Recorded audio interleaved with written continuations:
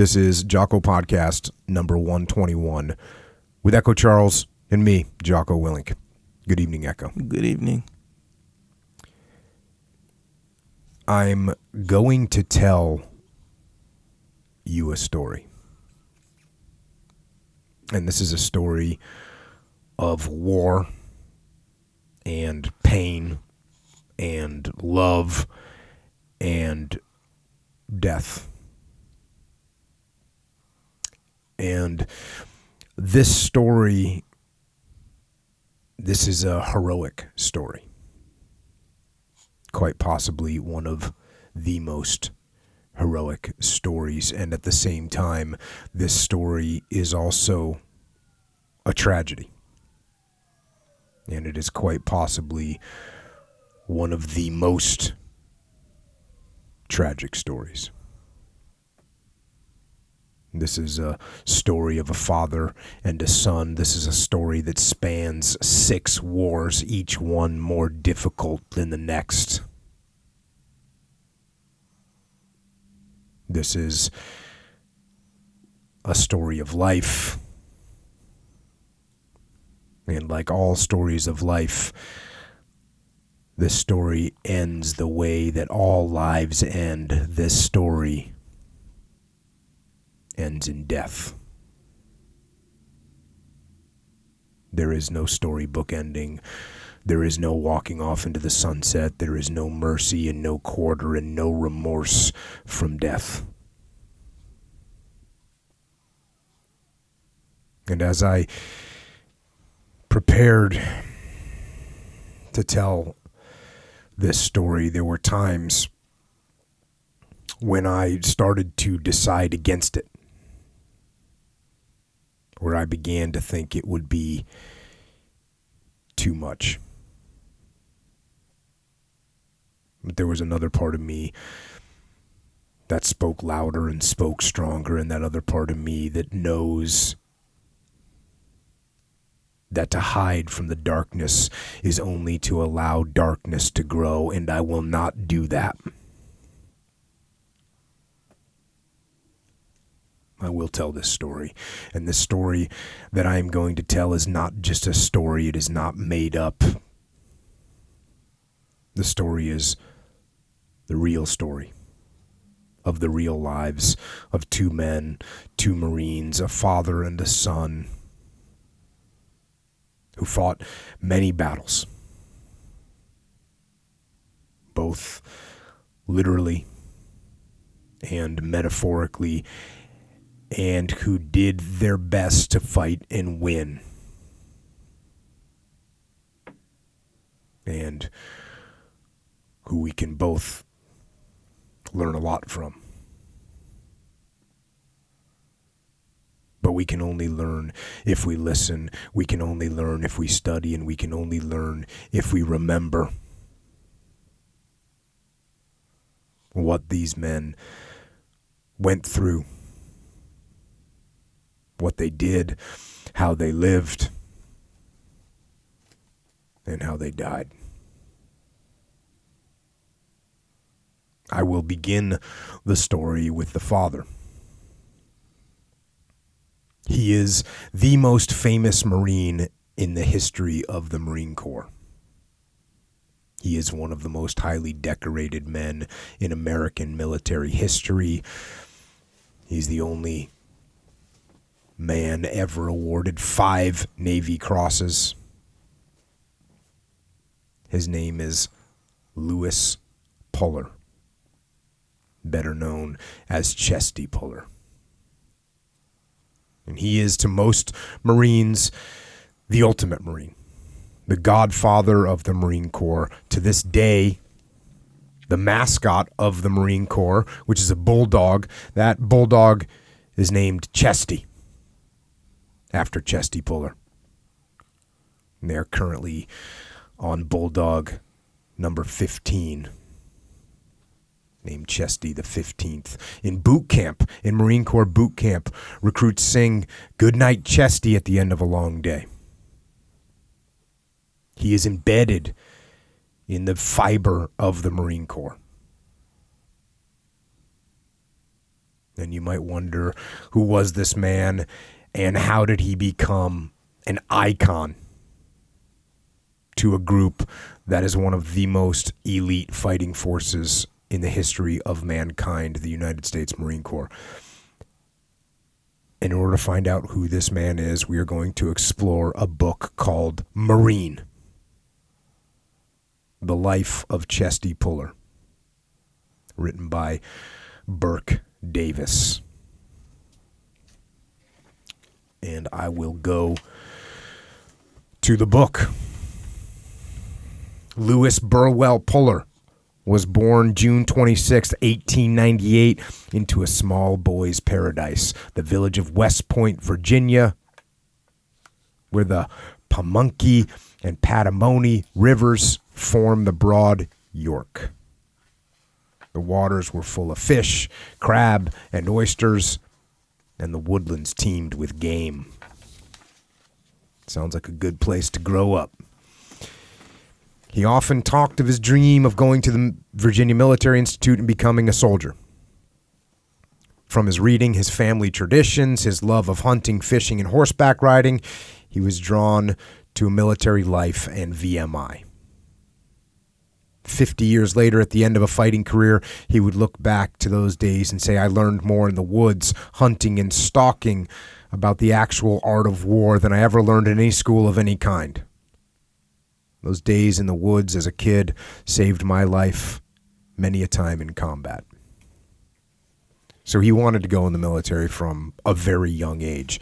And of course, I always have to mention that I'm going to go very rapidly through this book. It may take a while, but I'm skipping huge parts and trying to hit the highlights. But to get the full information, obviously, you need to get the book and read it yourself. It's a fantastic book. Back to the book. His efforts at translating Caesar made him impatient for the true message of the soldier author. He was so fascinated by the narrative of war that he devoured it in one night. It opened a new world for him and began a lifelong career of serious military reading. It's a common theme we see with great military leaders. They read all the time. And it started for him at a young age when he was translating Caesar. He was captain of a track team, its champion high jumper, and ran well in the 100, 220, and 440-yard dashes. So he was fairly athletic, although he's not a big guy. He was not a big guy. And when you see pictures of him, he was relatively small in stature, and he was also relatively, he wasn't like a bulked up guy. And there's stories on why they called him Chesty. The predominant story is, even though he was small, when he would march on the parade ground, he would stick his chest out. So they called him Chesty Puller. Back to the book. In the last week of high school in 1917, the senior class played hooky one day on the theory, which proved to be correct, that the principal would not dare expel them all. Lewis was the leader of this prank, and when they returned from a swim and a 6-mile hike to the river, he helped to bring back a dozen or more bullfrogs in paper bags. Lewis and Dave Field tossed the frogs into a schoolroom window and were rewarded by screams and other sounds of pandemonium. So he's, I had to tell at least one of those stories that he was a mischievous kid, a little bit of a rebel. He did graduate, enrolled in the Virginia Military Institute. And back to the book, Lewis was promoted to cadet corporal at the end of the year. Academically, he stood 177th out of 233 cadets. So, not like the front runner in the class. His subject standings in his class: mathematics 200th, English 149th, German 138th, history 102nd, and most significantly, military science 89th. He had no demerits for the year and almost unheard of records. So academically, not exactly crushing it, but military bearing and whatnot, no demerits. He was doing well. Now this is where things start to get a little bit interesting. Obviously, it's 1917, so we got World War I is going on. And here we go, back to the book. His chief disappointment was that they were soldiers without arms, for the rifles were taken by the Army as The war in Europe wore on, and ammunition had been too scarce for target practice. With that, he said, I'm going to enlist in the Marines.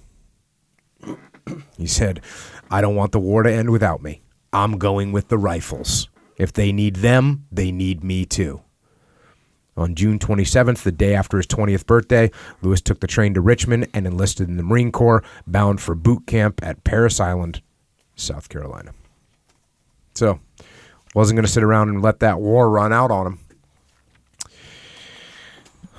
Shows up for his boot camp.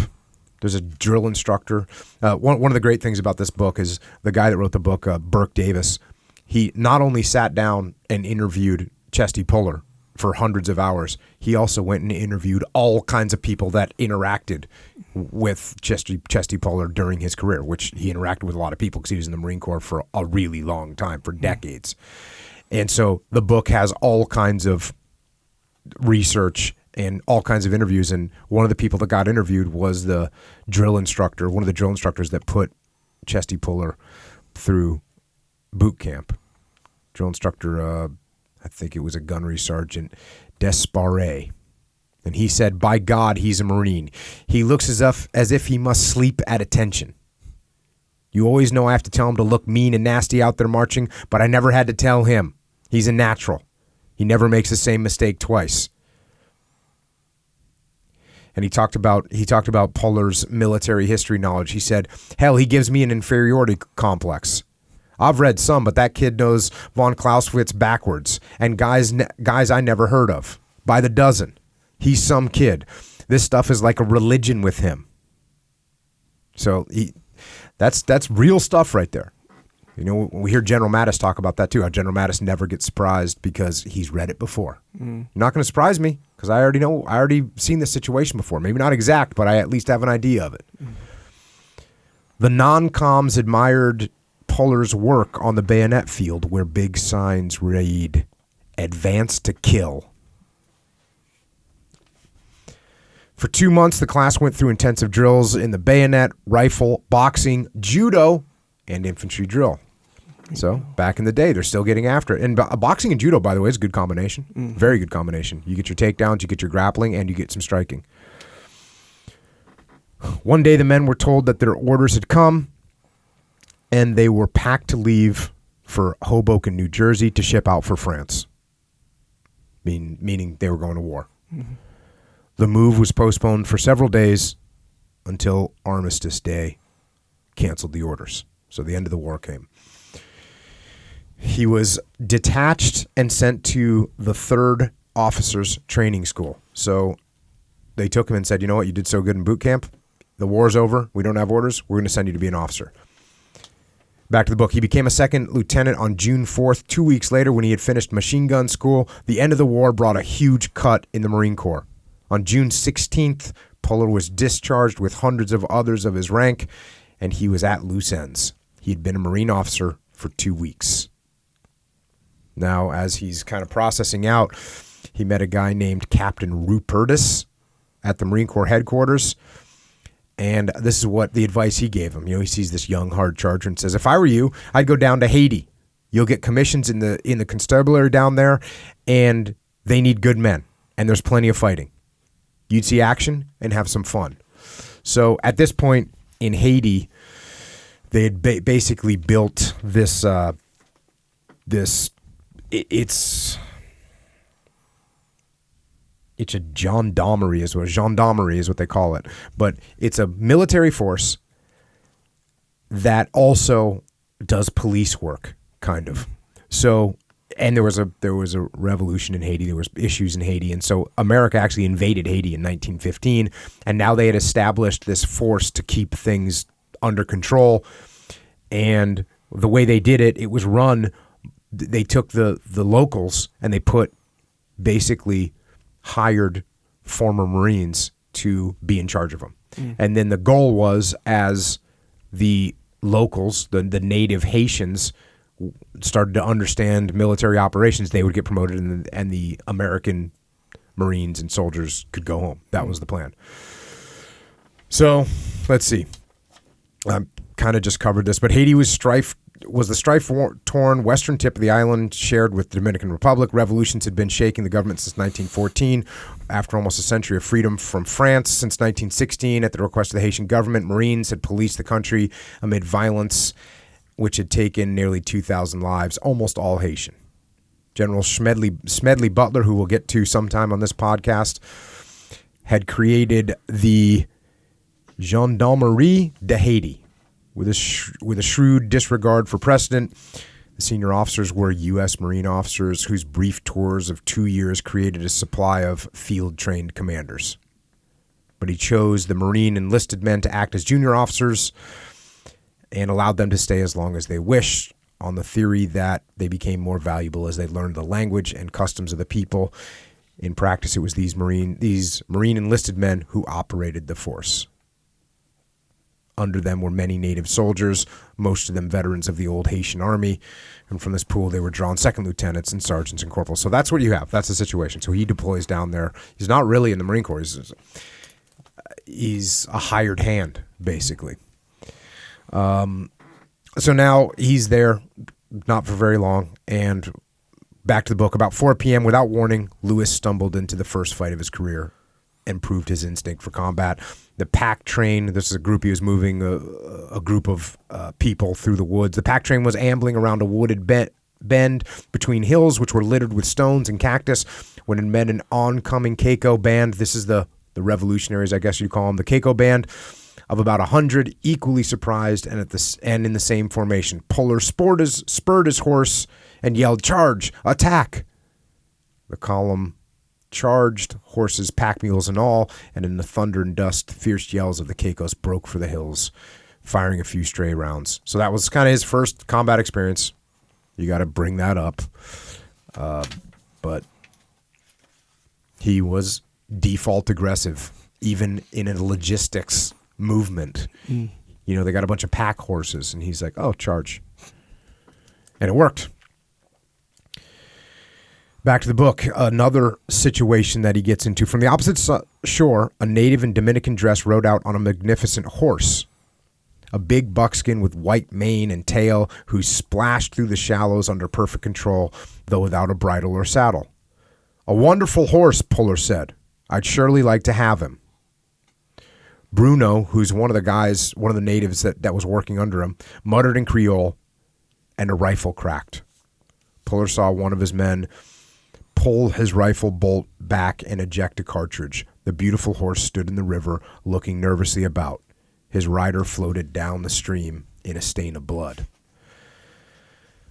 The stunned Puller turned to Bruno. "Did you order that man shot?" "Hell, sir. You said you wanted the horse. Anything the captain says is our command. We have discipline here, sir." The man seemed unmoved by the cold-blooded killing. "My God, catch the horse, get the men over the river, and see if you can find that man's family." And the reason I pulled this out is this line right here. Lewis never again expressed himself idly before these soldiers. So that's a crazy story, right? He says, "Oh, that's a beautiful horse. I'd love to have that horse." And they kill the horse rider. It's just a civilian. But he realized the power that you have in command. And there's sometimes when people don't realize that. Some people don't realize how I run in that with business leaders. They'll walk around, "Oh, this is crap." And everyone thinks it's crap then. Yeah. Or, you got to realize that your words have meaning. Yeah. And when you're in a senior position, your words have power. And so that was how he learned that lesson in a very horrible way. Back to the book. Company A had waded the stream without opposition, but as they mounted the ridge beyond, a rifle fired, and there was a terrifying shriek of a bullet overhead. Puller ducked. Lieutenant Leody was at his side and said, "Captain Puller, officers do not flinch under fire. They stand. The men take note of this thing. It is of first importance." So he's going to get plenty of exercise in that, and you'll see he becomes well known for never flinching again under fire. Here's something about the people they were fighting, these Keiko bandits. They carry off every body and every wounded man. And when they catch our wounded, well, Captain, if you see one, you'll never forget. The Caicos believe every man who dies must go before the gods, and they use their knives to see that when our men go, they are beyond recognition. They slash the face to ribbons and tear the body apart. You will see. Captain, it's a matter of life or death for the officers and non-commissioned officers here to have respect from the men. And something more, adulation. They must obey orders to the letter without question, though they die for it. It is the only way to handle men in combat. If you lose control, you lose lives. It is as simple as that. So there you see this super strict discipline that they're into. And this is something that's, you're going to see this theme throughout the book, that Chesty has this reputation, which is earned, of being super hardcore. But also in the book, you're going to see over and over again that there's a huge dichotomy, that he's super hardcore, but at the same time, he knows when he needs to give people slack. He knows when he needs to be a positive reinforcement instead of a negative one. And his reputation doesn't have that. But that line right there, like, hey, they just need to do whatever you say, he doesn't even believe that. But it's pointed out, and so I brought it up because the contradiction becomes pretty clear, or not the contradiction, but the dichotomy is very clear throughout this book. So, back to the book. General John A. Lejeune, Commandant of the Corps, had come to Haiti on inspection, and Louis was anxious to see the hero of the fighting in France. And Camp Lejeune isn't called Camp Lejeune for nothing. And at this point, Marine Patrol filed past, and this is another good lesson.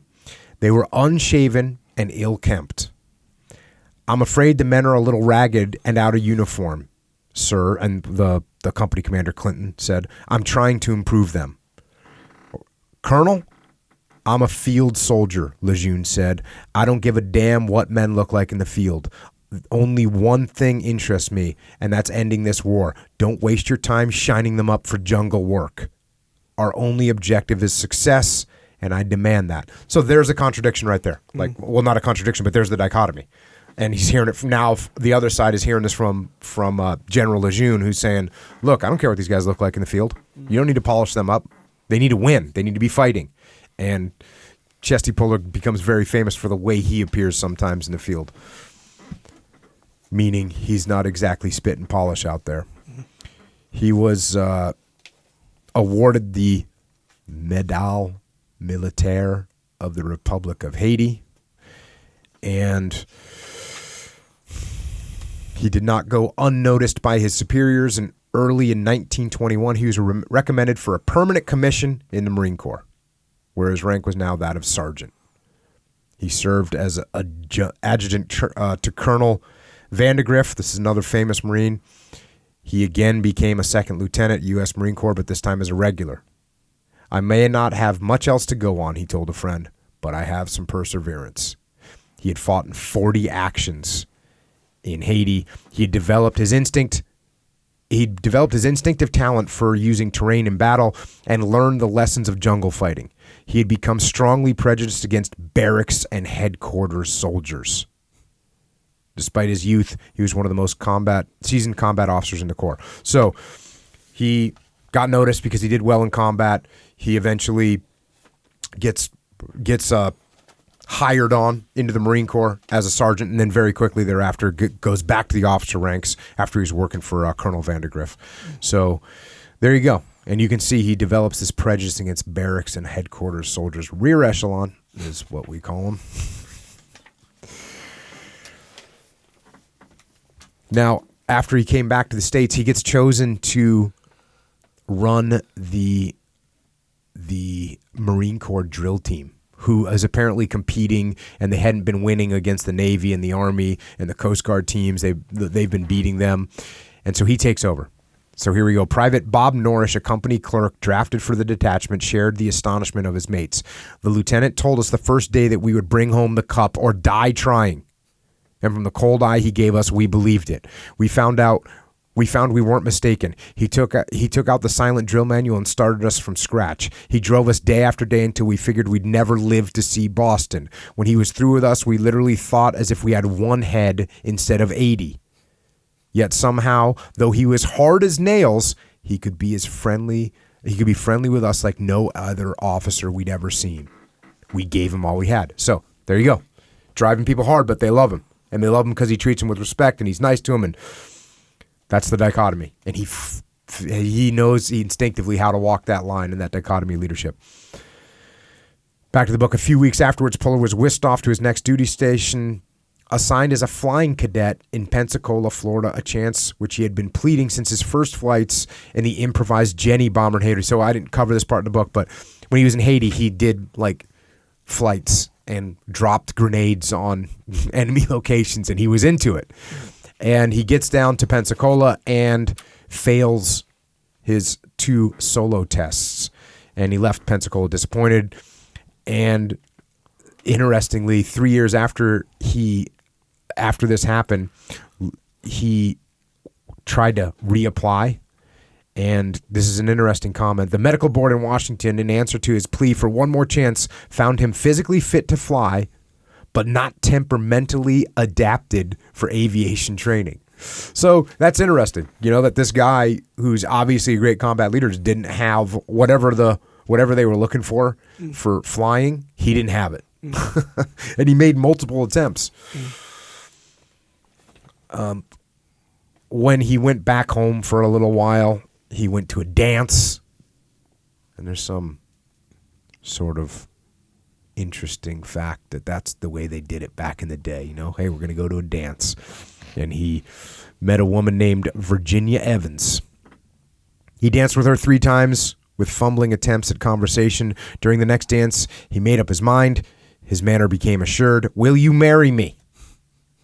She laughed. "Heavens no, how can I do that when I haven't even finished the school?" "You will." He spent the night in the stag line watching and dancing with her. She noticed that he danced with no other girl. After that meeting, he did not see her again for almost 11 years, but he never lifted the long-range siege. He gets his mind committed to something, and Virginia Evans was what he was committed to.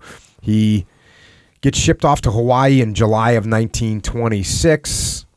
When he shows up there, another interesting story. Lewis held firm discipline in his company, and some men were probably resentful until they learned that he spared himself less than he did others. He was ruthless with violators of safety precautions where firearms were involved, and every time a man shot a weapon on the base without good reason, the fine was automatically $20. One day on inspection, Puller saw a .45 in the guardhouse, picked it up, released the clip, and pulled the slide and the trigger. The gun fired unexpectedly, and a bullet furrowed into the ceiling. Chesty Puller had an AD, an accidental discharge.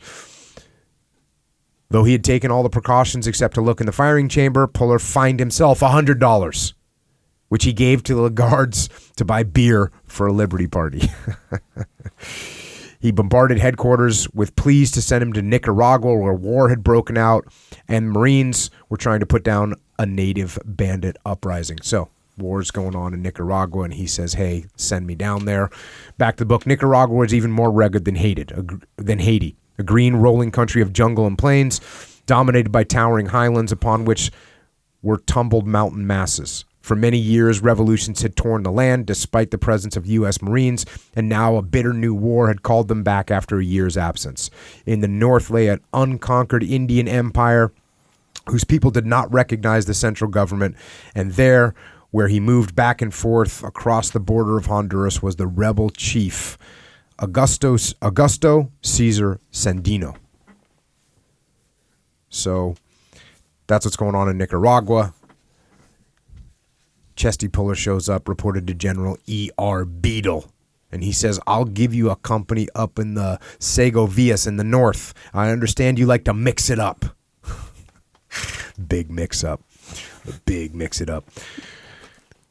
So this is, again, there's so many things that he does that just build this incredible reputation that he ends up with, and here's one of them. The native boss was a fire-eating brigand who had been appointed as the local jefe politico. Puller invaded his office, accompanied by a sergeant, and in brief words told the terrorists that he had come to restore order and that troublemakers would fare badly. He ended quietly, "You will be held responsible for any further disorder with your life. As he talked, he saw a partially open drawer in the desk before the chief and the butt of a revolver. The boss looked as if he wanted to snatch the pistol. Go ahead, Puller said. Use it if you can. We'll settle this once and for all. You'd better be fast. Like, who does that? I'll tell you who does that. Chesty Puller does that. Puller's career as a guerrilla fighter now opened in earnest. In February 1930, he was ordered to clear bandits from the area of San Antonio. Bill Lee, who had earlier served 3 years in Nicaragua, had been pleading for a chance to return. Lee was a tall, muscular athlete from Massachusetts who had been 16 years in the Corps and was conditioned by years of playing fullback on the team of a coal-burning battleship and by boxing and pulling an oar on a crew. Puller unhesitatingly chose him to help direct Company M, and Lee found Lewis an ideal commander. This is classic. This is what Lee says about his commander, which is Chesty Puller. He never really gave me orders. He just told me what headquarters wanted, asked me if I knew the country, and to get up the men we needed. He was a common sense officer, and you always knew where you stood with him. When he was displeased about something I'd done, he never chewed me out, as so many inexperienced officers would have done. He would say, if I'd been doing that, I'd have done it this way. And that would be the end of it. We got on like brothers. Most important of all, he was not green when he first came to Nicaragua. Haiti had taught him jungle fighting, and he took to the new country like a native. That paragraph right there is just, it's so important, especially, again, when people get the image of a Marine and of Chesty Puller that he's just going to whip everyone into shape. Like, no, that's not a good leader. That is not a good leader.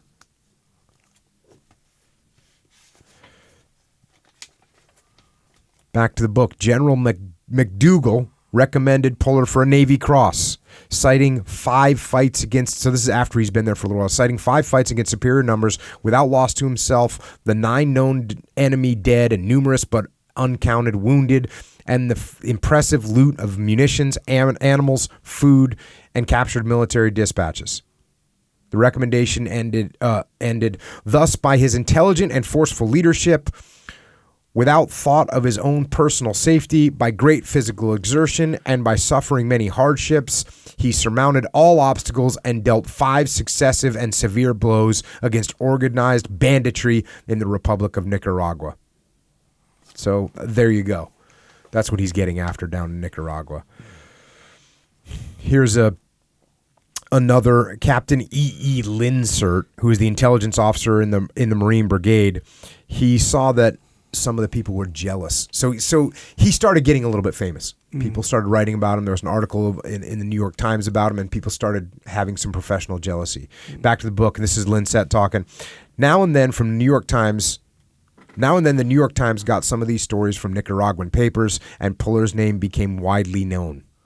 A few officers around headquarters, who thought of themselves as Clausewitz types, muttered criticisms of Puller and said he was a publicity hound.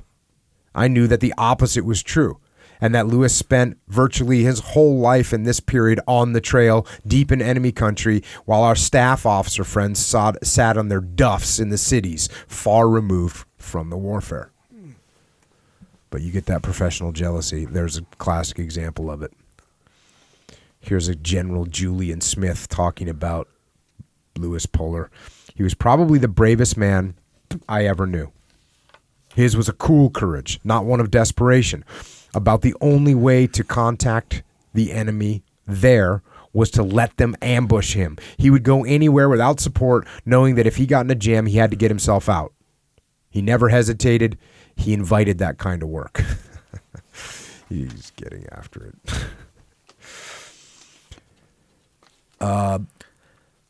He went home for a little while. He visited his younger brother, Sam, who is also a second lieutenant in the Marine Corps. And then Puller landed in one of the Army infantry schools. The Army's infantry school. He went to that school.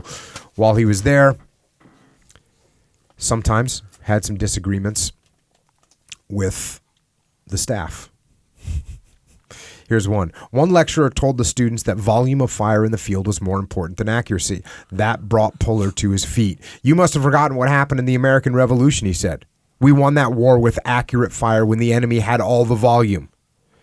It won at Kings Mountain and Saratoga and every other battle we won. And real shooting almost whipped the mass-firing Federal Army in the Civil War. It's still like that. Anywhere I've seen men shooting it out. You don't hurt them if you don't hit them. Great point. Even though suppressive fire is awesome and massive volume of fire definitely will keep the enemy down, heads down, you got to hit them. That's, I've talked about this before, but that's like why in Ramadi, our machine gunners were putting scopes on their machine guns, which is, they're partially doing it to be able to identify who they were looking at, positively identify enemy looking for weapons because you got a little magnification on your scope, but still they also wanted to hit what they were shooting at. Obviously our snipers and riflemen were doing that too, but yeah, you got to hit you got to hit some. You got to hit the bad guys. Back to the book, and he was at that school at Fort Benning. Lewis left Benning with many new friends in all services, but most important, carried away a distrust of overschooling military men. Here's Puller talking. The trouble with this school business is that we've taken it too far. We sit around in classrooms and will the conditions of battle. Of course, in actual battle, you can't will anything, not a damn thing, because the enemy will do what you don't want him to do or expect him to do almost every time. Then the results of actual warfare are studied back in the schools. The staff officers and planners, most of whom have never seen real battles, wonder what went wrong with their neat plans. You just simply cannot learn warfare in a schoolroom or anywhere else except in combat. And you'll never know whether you're a fighting man until you're under fire.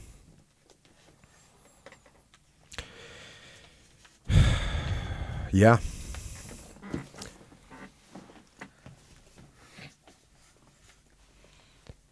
He goes back to Nicaragua after that. Back to the book. Throughout the latter half of 1932, Company M was on unceasing patrol, averaging 18 to 20 miles daily on the mountain trails, stretching it some days to as much as 40 miles. Puller and Lee and their troops marched more than 10,000 miles in the Nicaragua fighting, always on foot, for they early discovered that horsemen drew fire in every skirmish, and so they walked without the mark of officer on their uniforms. 10,000 miles. On schedule on January 2nd, 1933, the Marines began leaving Nicaragua. In February 1933, Lewis was introduced to military society in Peking at the U.S. legation. His commander pinned on his chest the star for the Navy Cross he had won in Nicaragua. So he won another Navy Cross. Less than a month later, he took over the Horse Marines. Lewis discovered that the 600-man U.S. Marine Battalion held only one field exercise each week, and this was called off in extreme heat or cold or a dust storm, but that the Japanese did not cancel their training marches for any reason. He put his Horse Marines through their paces daily, excluding Saturdays and Sundays, leading them on long cross-country rides with small dust storms boiling in their wake. He rode into areas where Japanese were training in an effort to observe their details and their tactical work. So he came in and take over, and we're just going to tighten things up a little bit. One training exercise a month. No, daily. We're switching to daily. Back to the book. Lewis never forgot Virginia Evans. That was the girl from the dance, and faithfully wrote her of his experiences in China. In one letter he wrote so emphatically that she could almost see him blurting out the words he wanted to hear, he wanted to say to her. But dear, even if you do marry me and make me a happy man, even then, if I hear the beat of the drum, I must leave you. I want you to know that. Get some. She's not even married to him yet. She's not even married to him yet. And he's like, hey, that's great. If you marry me and make me a happy man, that's awesome. But if I hear the beat of the drum, I'm out. Yep. Going to do what I got to do.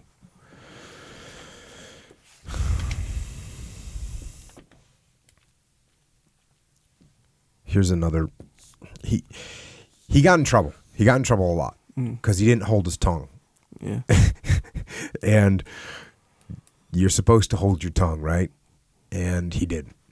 That's why so many people loved him. It's also why he got professional jealousy, and it's also why he got in trouble sometimes. Here's one example. Puller was aware of some American military errors on board the Augusta, and he never failed to expose them in talks with his intimates. Here we have a 10,000-ton heavy cruiser with about 800 men aboard. Just one on the Asiatic station. The British have 3 cruisers on duty here. You ever notice that we have 37 typewriters on this ship? The British have just one machine on each of their cruisers. Why do you suppose that is? You know damn well they don't read all those reports back in Washington when they get there. Paperwork will ruin any military force. They should have learned that from Smedley Butler. They'll shed this monstrosity when war comes, though, and the fighting people will take over.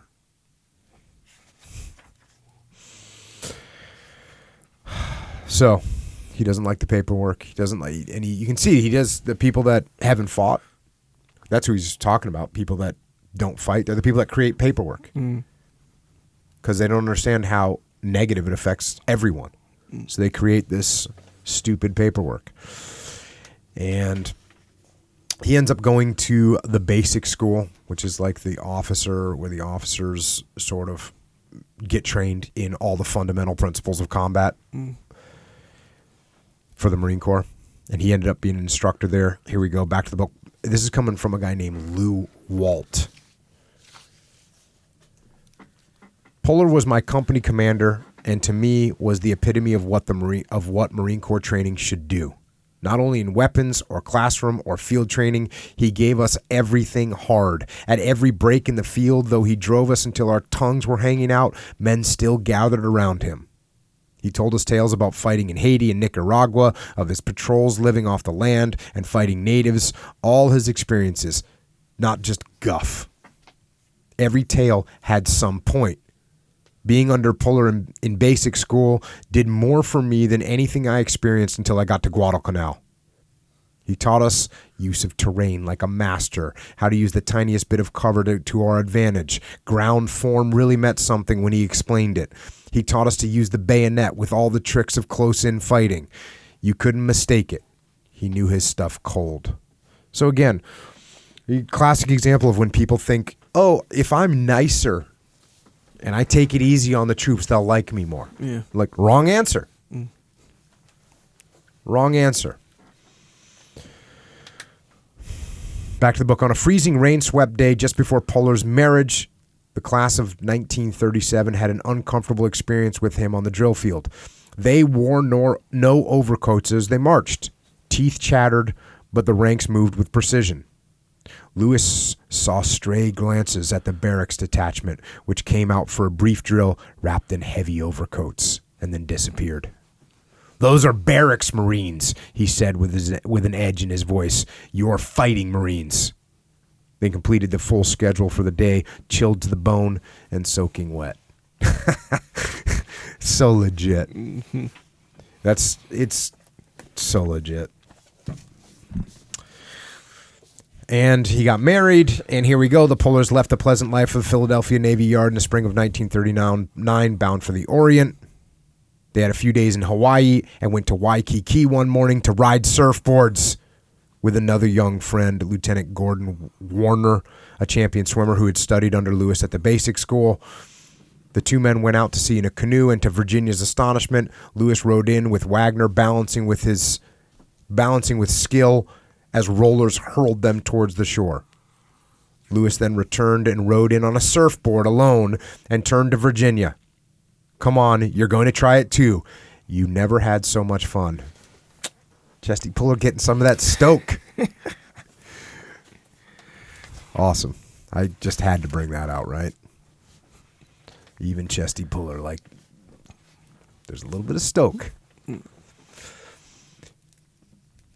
Back to the book. With a little further delay, Lewis got what he sought for himself. He would report to the new Marine base in North Carolina, swamplands at New River, where he would command the 1st Battalion, 7th Marines, and prepare them for war. So obviously Pearl Harbor takes place, and he heads back to the States to take over the 1-7 Marines.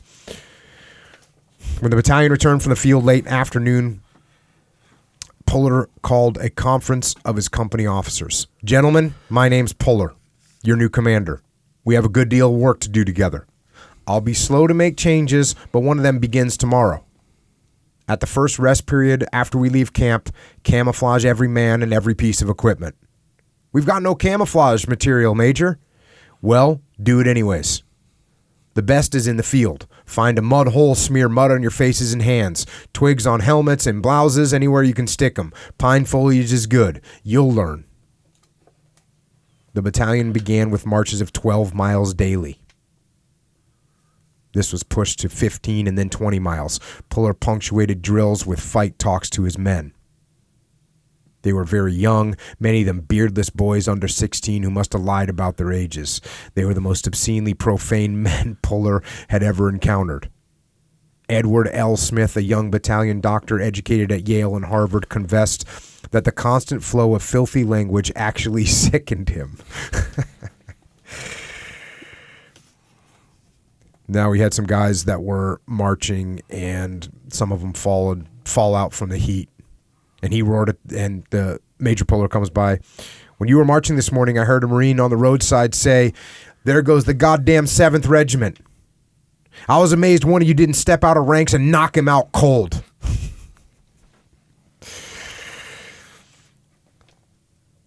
One of his privates, Gerald White, a Yale man from Eastport, Maine, also a diarist, began to take note of Puller. He is never obscene, remarkably for the vigor with which he handles us. He is tough and demands the utmost. But there is always a kindly approach, even when he is chewing you out, that displays a touching sympathy. Again, this is what we're trying to do as leaders. Balance that dichotomy. Here's Puller talking to his troops. One more thing. Whenever we are at chow, the privates will be fed first, then the non-coms, and officers last of all. Typical, taking care of the troops. When they were toughened to that, this is it when they're doing calisthenics and all their marches. And here we go back to the book. When they were toughened to that, Puller put them through a series of night marches, beginning after midnight. The doctors, like others, learned to read maps and compasses and to handle weapons, including mortars. The practice of identifying ships and planes, a joke in most units, became a serious business in 1-7. Some medics learned Morse code, and Manila John Basilone, an Army-trained veteran machine gunner, traded semaphore lessons for instruction in first aid. Had to bring up that we had Manila John. It's like unbelievable, man, that these stories are just unbelievable. Here's another very cool situation. This young lieutenant was practicing some kind of an assault, and he gets a little complicated. And what Puller calls everyone is old man. Whether they're older than him or younger, he calls everyone old man, which is pretty funny. So here we go. Puller's talking to this young lieutenant. Old man, there's mighty little room for fancy tactics below division level. The enemy are on the hill. You go get them. In the end, you'll save men. There are times when you'll have to flank, but don't forget that the shortest distance between 2 points is a straight line. Get some. I always talk about flanking, and I'm a big believer. Chesty Puller says, hey, sometimes you got to flank, but sometimes you got to go get some. Straight up. Straight line. Here's another important thing. There's a colonel that's running artillery training, and he goes and talks to him. Colonel, you'll be starting artillery training next week. I want you to let me know when you'll fire. I want to get my troops under it as often as I can. And the colonel said, there may be accidents. And Puller says, we can chance those. What I won't chance is taking a bunch of green kids to war before they know the sound of big guns. I know shells aren't the same going in and coming out, but this will help. So he wanted to get them right there under the sound of the guns. Lieutenant Cox, now the executive of A Company, was impressed by Puller's thoroughness. Major Puller never stood aside and said, "Carry on, Sergeant," and most other officers did. He was in there with us, pack and all. He could walk down the best of us, even the kids. Other commanders rode cars in the woods, but not Puller.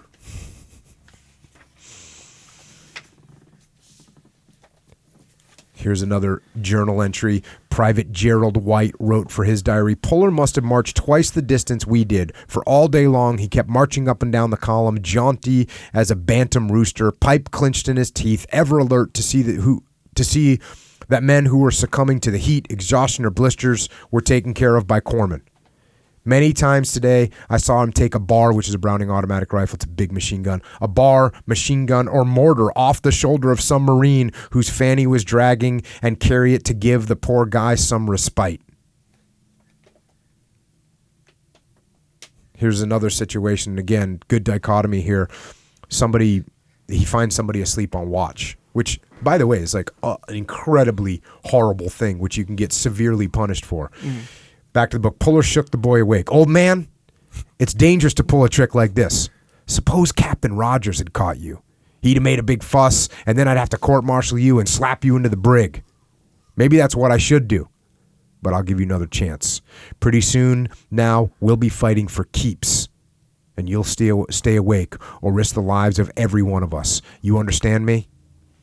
So, I mean, talk about a way to endear yourself to the troops. That's so awesome. Hey, if the captain would have caught you, man, it would have been a big fuss. Luckily, I caught you. Puller was, so they deploy overseas. Puller was promoted to lieutenant colonel on Samoa. He wrote to his wife, "Life is so short. And when I was a child, I thought it would last forever and ever. My love for you will, Virginia, even into the next life and then on. The hardest thing that I've ever done was tell you goodbye. That was a Black Tuesday, and I pray there will never be another separation." Yeah. You're not right. You know, they're heading into Guadalcanal. So that's going to make everyone think life can get pretty short. Back to the book. Fire came from the sea where Japanese ships stood close in, unchallenged, and battered the area. Much of the grove was combed by flying fragments, and men screamed in agony. Trees were torn and broken, and many tumbled to the ground. People reported hearing General Puller, or at this time Colonel Puller, "It's all right, men. Stay down and they can't hurt you. This won't last forever. Tomorrow it'll be our turn." So they had landed on the beach, and they're just getting hammered with from Japanese ships, big artillery from the big naval guns. The battalion left the perimeter that afternoon, a file of more than 800 men. The tail of the battalion had hardly cleared the perimeter when there was firing ahead. Captain Hayes was near the colonel at the moment. Every man hit the deck except Puller. We dived for the growth beside the trail, but he walked up and down the line talking as if he were on parade. He told us it was all right, and this was nothing to worry about, just small stuff. We began to get up again. Then and there he commanded that battalion as it never imagined it could be commanded.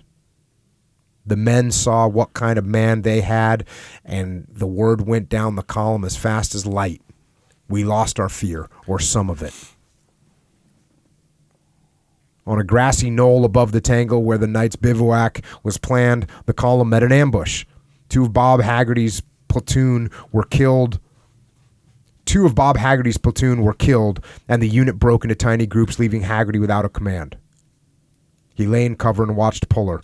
It was the greatest exhibition of utter disregard for personal safety I ever saw.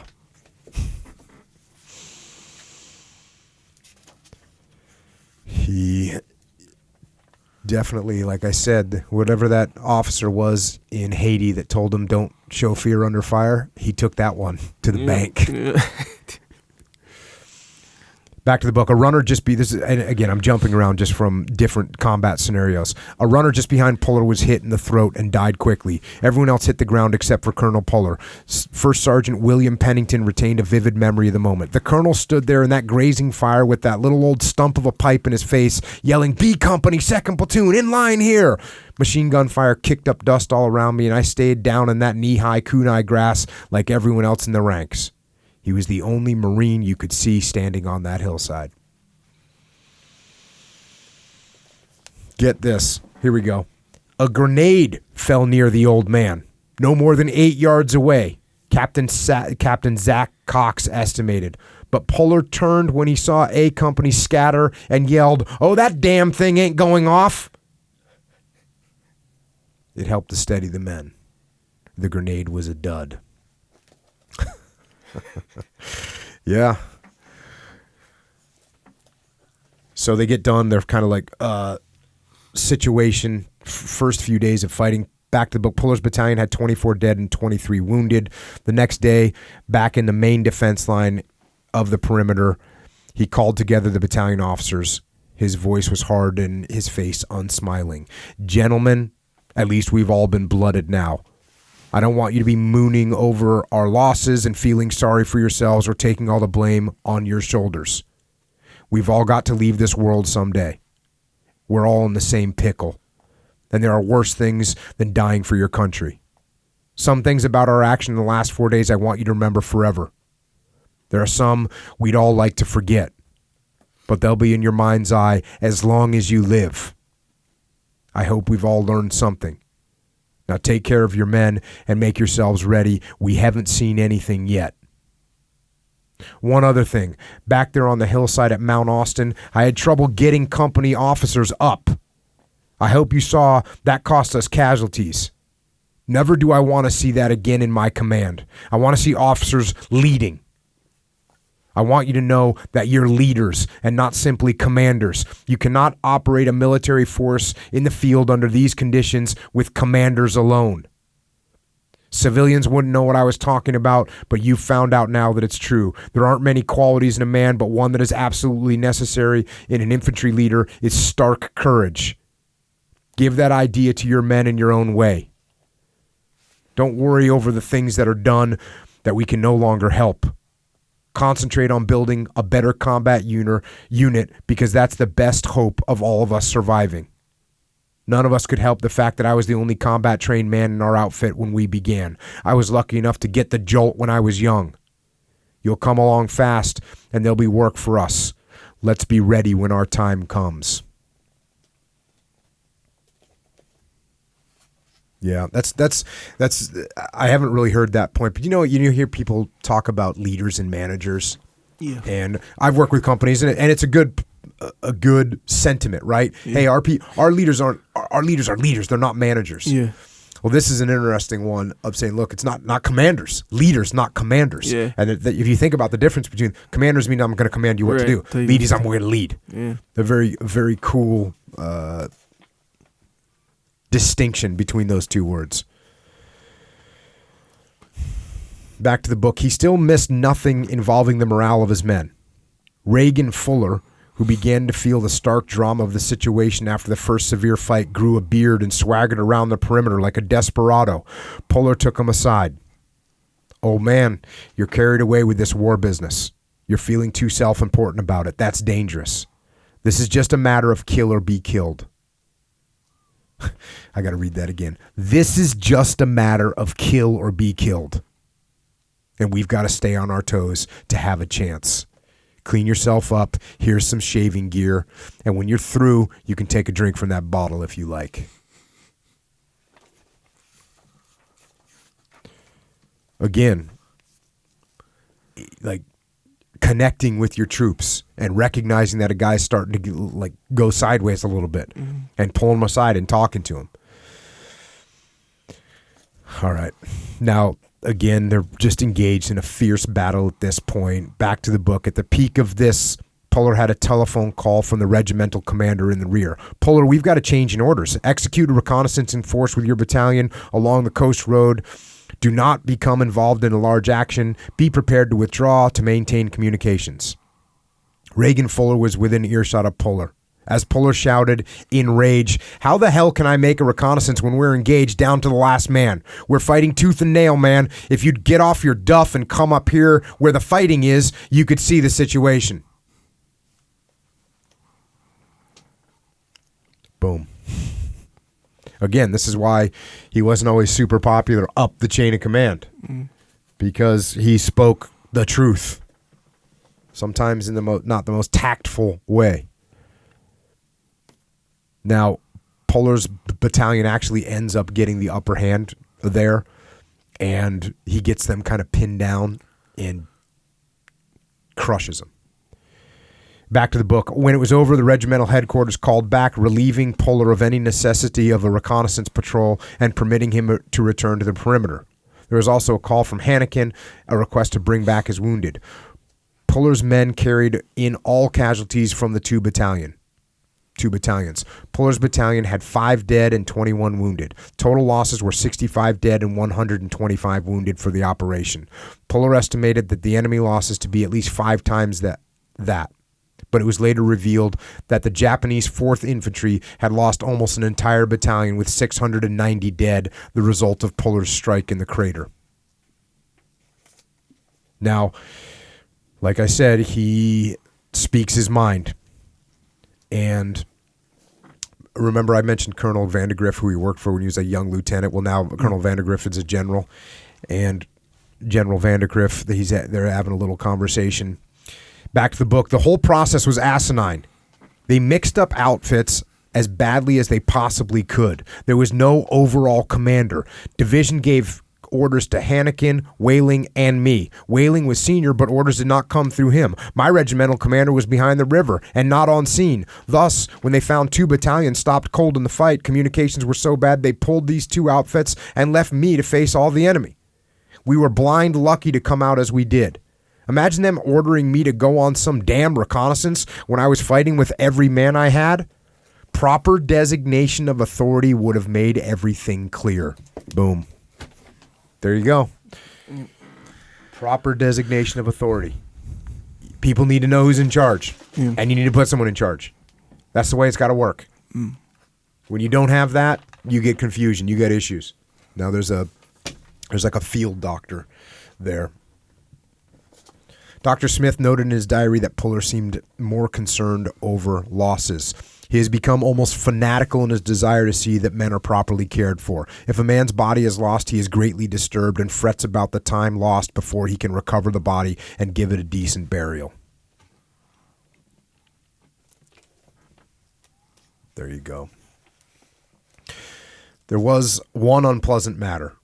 A young Philadelphian who had earlier been a disciplinary problem on Samoa had failed the colonel on the crater march. Puller called Jim Hayes, the legal officer. "I want you to have Hirsch tried for dereliction of duty in the face of the enemy. He threw away his load of mortar shells because it was too heavy, and he cost me the lives of several men. Damn his time. I'll draw a recommendation. I'm going to have him shot."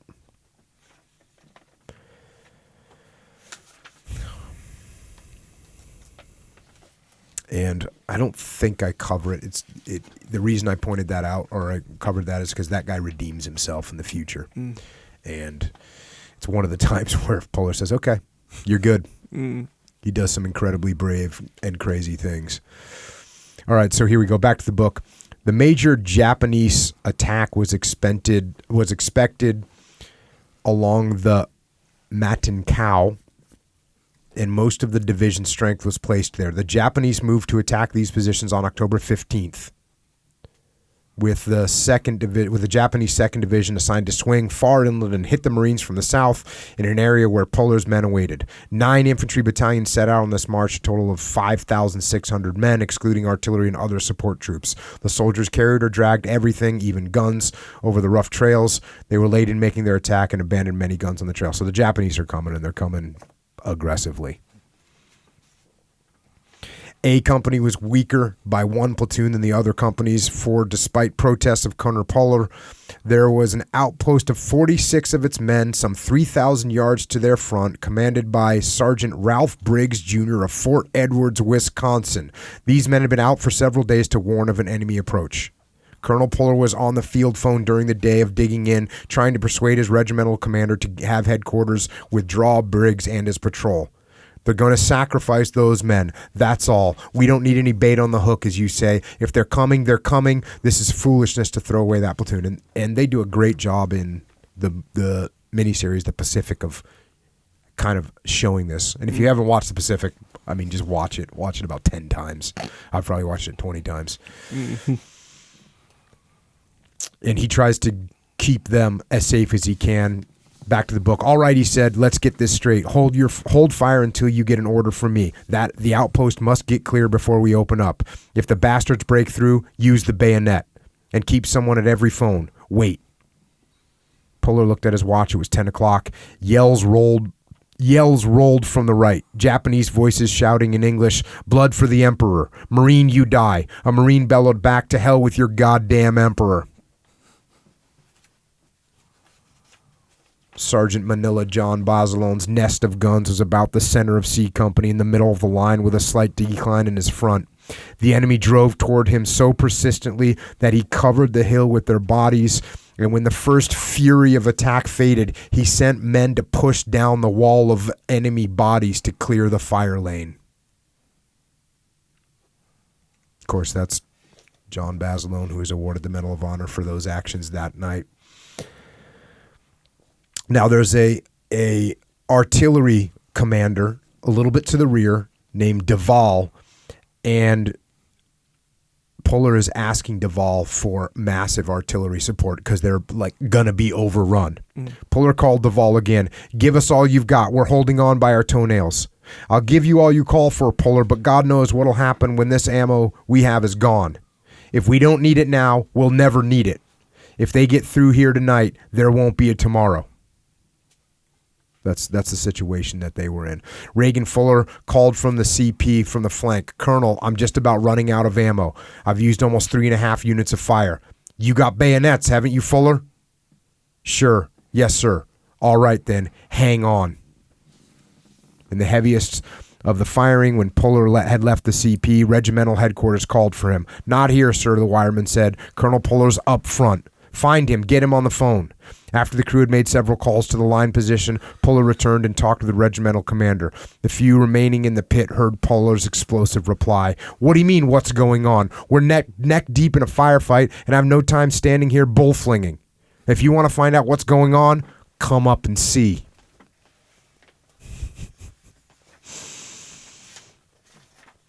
You know, he was that good.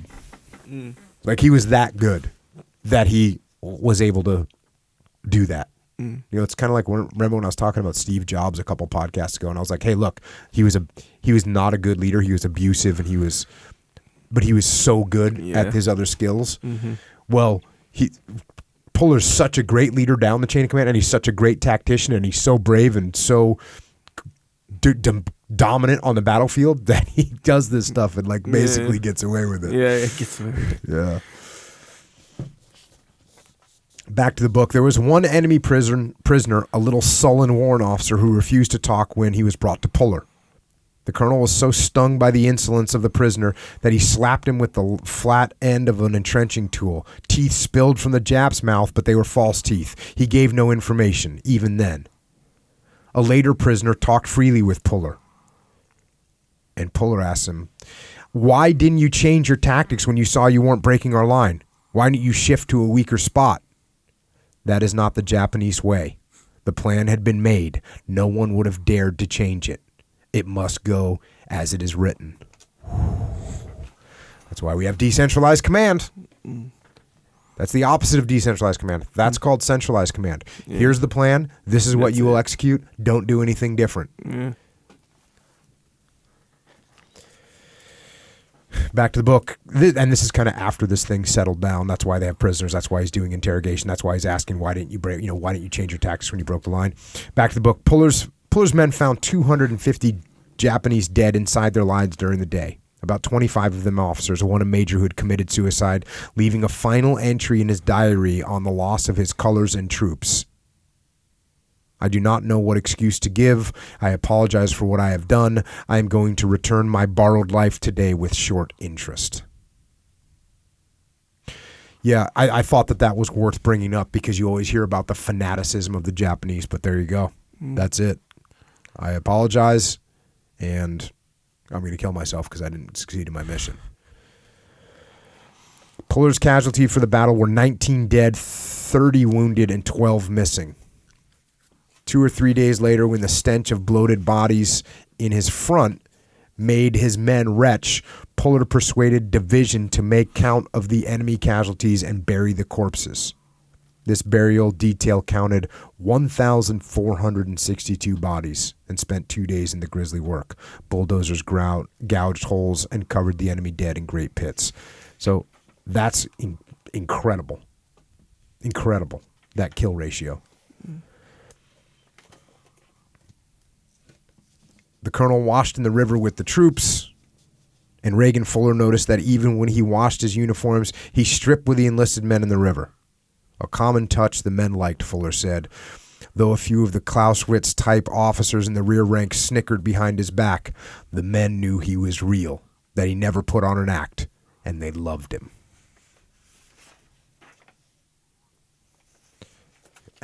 And again, here's the dichotomy of it. Like, we know what a hard ass he is. Back to the book. Puller shielded his men from unnecessary work. A young officer who insisted that they police up the battalion area, removing Jap beer cans and the debris of the battle, was stopped by the colonel. Forget it, old man. Let the boys get in their sacks and leave them the hell alone.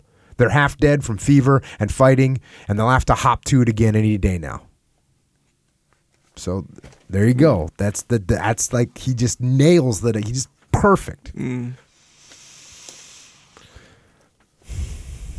Another situation. Puller was 300 to 400 yards behind the point of his column. The first salvo of Japanese fire burst just in front of him. For the first time in his combat career spanning 23 years, his luck ran out under enemy fire. He was blown from his feet by a spray of flying metal. Shell fragments has torn his legs and lower body, and he was bleeding freely. The field telephone was carried by a Marine just in his rear. "Call headquarters, old man," Puller said. "I can't, sir. The wire's been cut." The colonel struggled unsteadily to his feet and tried to help the communications man repair the wire. As he stood, an enemy sniper shot him twice through the flesh of his arm with a small caliber bullets. He sank back to the ground. Sergeant Pennington had come up by now, and he helped Shepard lift Puller into a poncho and get him off the ground to avoid tetanus infection. Shepard bent over Puller. "Are you able to stay in command, sir?" "Yes, of course I am. I'll be okay. I can't leave these men." "May I call for artillery fire if I can get radio or phone working?" "Yes, if you know how." Men shoveled out a foxhole for Puller and lowered him into the poncho. The telephone was placed in the hole with him, and when the line was repaired, he cradled the phone in one arm and talked with headquarters. Pennington listened as he discussed a mortar barrage across the river the next morning and the launching of a dawn attack. He's all shot up and blown up, and he's planning an attack for the morning.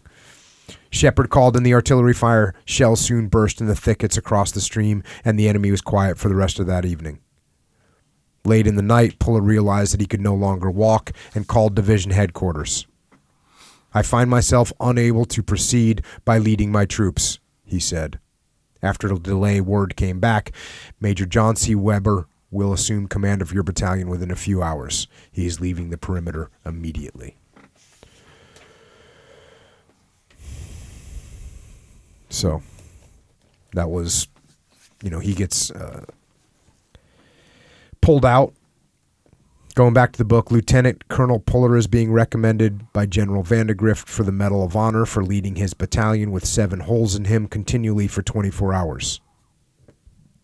So he got recommended for the Medal of Honor. This did not develop, but the division commander, in addition to commending Puller's battalion for its perimeter defense and putting in for a 3rd Navy Cross for its commander, also wrote, "I have known Louis Puller since 1919. He was one of the best combat patrol officers I knew, just as he is an outstanding officer today. He did a wonderful job with his battalion on Guadalcanal in every phase of the operation.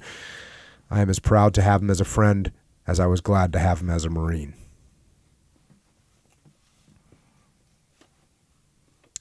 January 1st, 1943 was warm and sunny, and the loading went smoothly. The gear was all stowed, and the last of the 1st Marine Division troops were going aboard. It was only then that their condition became apparent. Men who had fought for 4 months in the foulest climate in the Pacific and had been shelled, bombed, or shot at by snipers almost constantly between battles seemed to collapse at the same moment. Scores were unable to climb the nets into the ships and had to be carried aboard. They had shocked expressions with glazed, sunken eyes. For weeks, most of them would be patients with malaria, dysentery, assorted fevers, and fungus infections. Virtually every man in the division had malaria by now. Puller said, "It isn't so much that they're sick or even worn out. It's the reaction from the discovery that they're finally leaving this damn place, and yet a lot of them grew into men here." The division's dead were 1,242, and 2,655 had been wounded. Sickness was near total. No one could yet grasp the importance of the island fighting on the day of loading out. The longest of the Pacific Island campaigns had been fought, and the pattern of future victories had been set. The Japanese had paid a higher price here than they would pay again, and had thrown all their disposal: ships, planes, men, and machines. More than 50,000 men had been lost on the island or on the ships trying to reach it. In Japan, it was already known as the Island of Death. For more than a year, Radio Tokyo was to call the 1st Marine Division the Guadalcanal Butchers.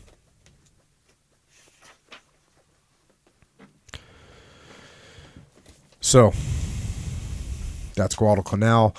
He actually heads home, and here we go back to the book. An aide in the office in Washington, General Thomas Holcomb, jolted in with the news. "The general has given you to the Army, Puller. I mean on loan. For 3 or 4 months. General Marshall wants you to explain the Guadalcanal fighting to his troops all over the country.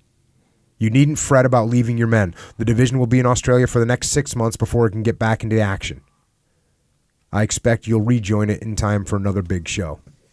So there's time between these big island campaigns, and he goes home to America to take over or spread the word about what the fighting was like. Back to the book. He often spoke 3 times daily. He was on and off planes until he all but lost track of his route. He told the story of his fight for the perimeter, of Basilone pushing the wall of enemy bodies down the hill, of burials by bulldozer, and of weapons they used. He told of patrols in thick growth, but never of his wounds. "I can't tell you the Japs are no damn good," he said, "because they are good. But we're better. One American properly trained can handle 2 of the yellow bastards. They have discipline, and they use the jungle cover better than we do, but they can't think on their own." I'll say that again. They have discipline, and they use the jungle cover better than we do, but they can't think on their own. That's a critical dichotomy. The discipline, which obviously is something that I am passionate about. Sure. But if you put too much discipline in place, people don't think for themselves anymore. Yeah. They just wait. "They never change battle plans once they're made, regardless of cost. They think they'd lose face. They have no artillery to compare with ours, and our guns chew them to pieces. They get the jungle rot just as much as we do. They're not Superman, and we'll whip the hell out of them, and you'll be helping to do it soon, I suppose. If you take your training seriously, then there's nothing to worry about. But you'll have to be hard. And you can be hard when you write with your families. 2, try to convince them that we're in a war to the finish, and that all these strikes and softness and confusion will have to go. I can tell you one more thing. There are worse things than dying for your country." When he spoke to the War Production Board officials in Washington, here's what he said. "I want to ask you why American troops shouldn't have the world's best fighting equipment. On Guadalcanal, we saw our trenching shovels break at first use. All of our men now have Jap shovels because they're better and more dependable. Jap field glasses are better too. I have good ones myself, German glasses that I've carried for 20 years. Why should American glasses be so poor? Not worth a damn in the tropics. They fog up and they are improperly sealed.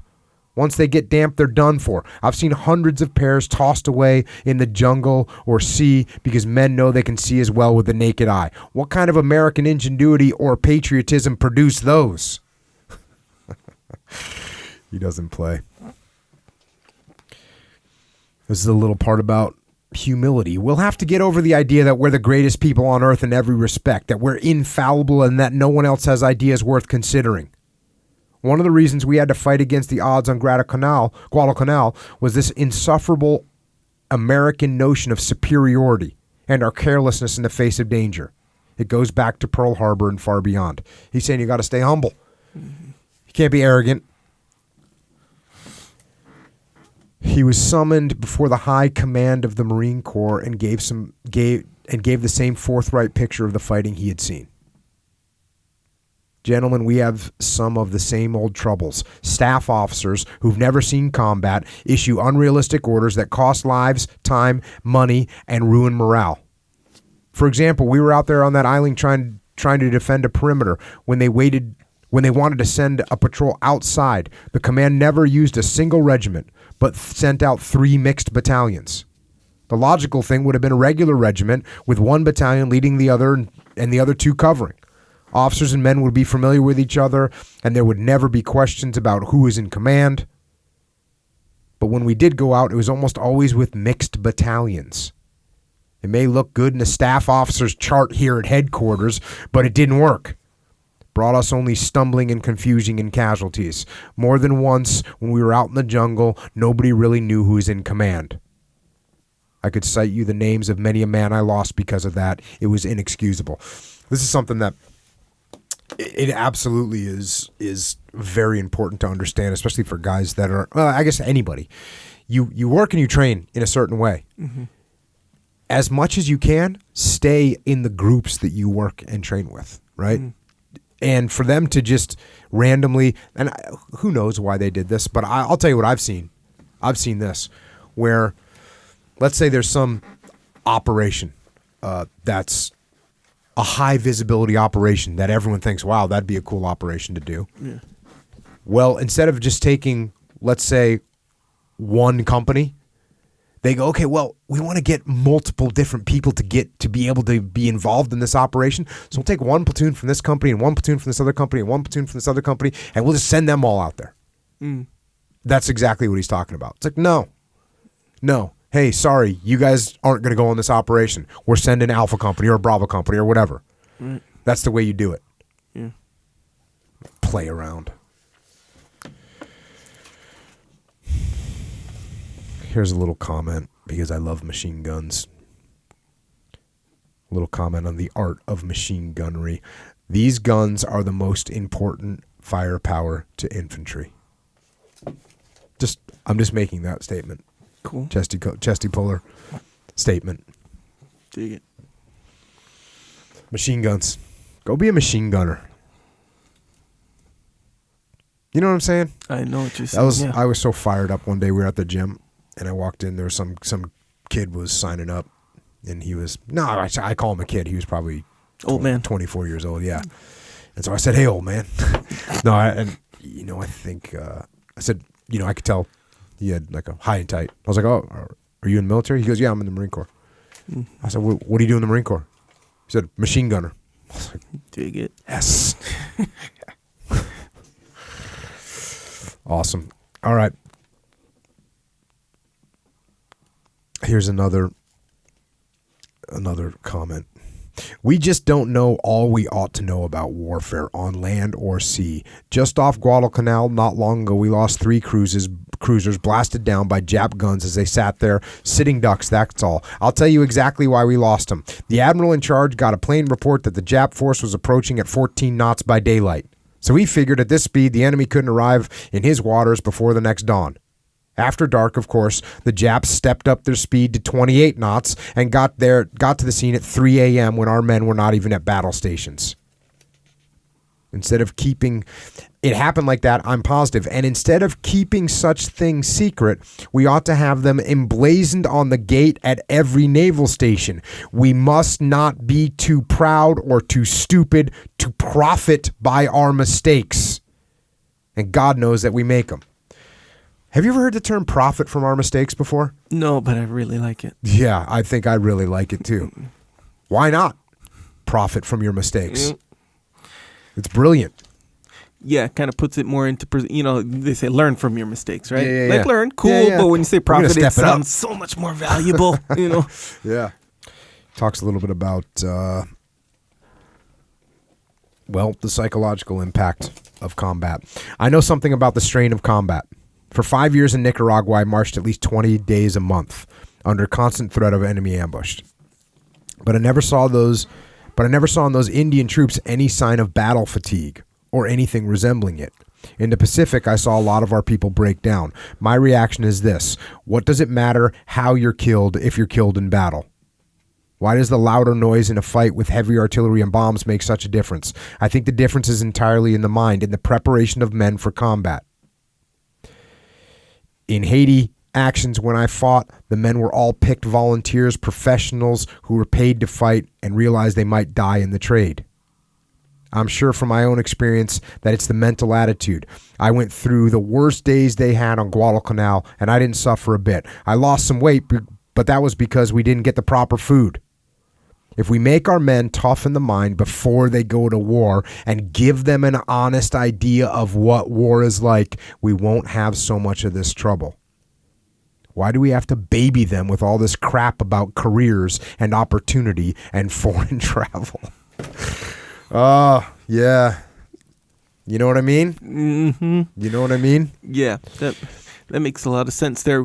They say, I forget where I read this, but people who come back from war, they kind of differentiated, like, where people who were in it, like, how like JP and you and I just always wanted to do this, to be a combat leader, to be a Navy SEAL, to be a commando, like typically people with that kind of attitude, they don't get affected by it because it's kind of like this thing they where get affected less. Yeah. Generally, you are correct. Yeah. Generally, guys that like special operations guys, that's what they wanted to do. Yeah, and there's a whole bunch of other things that play into that as well.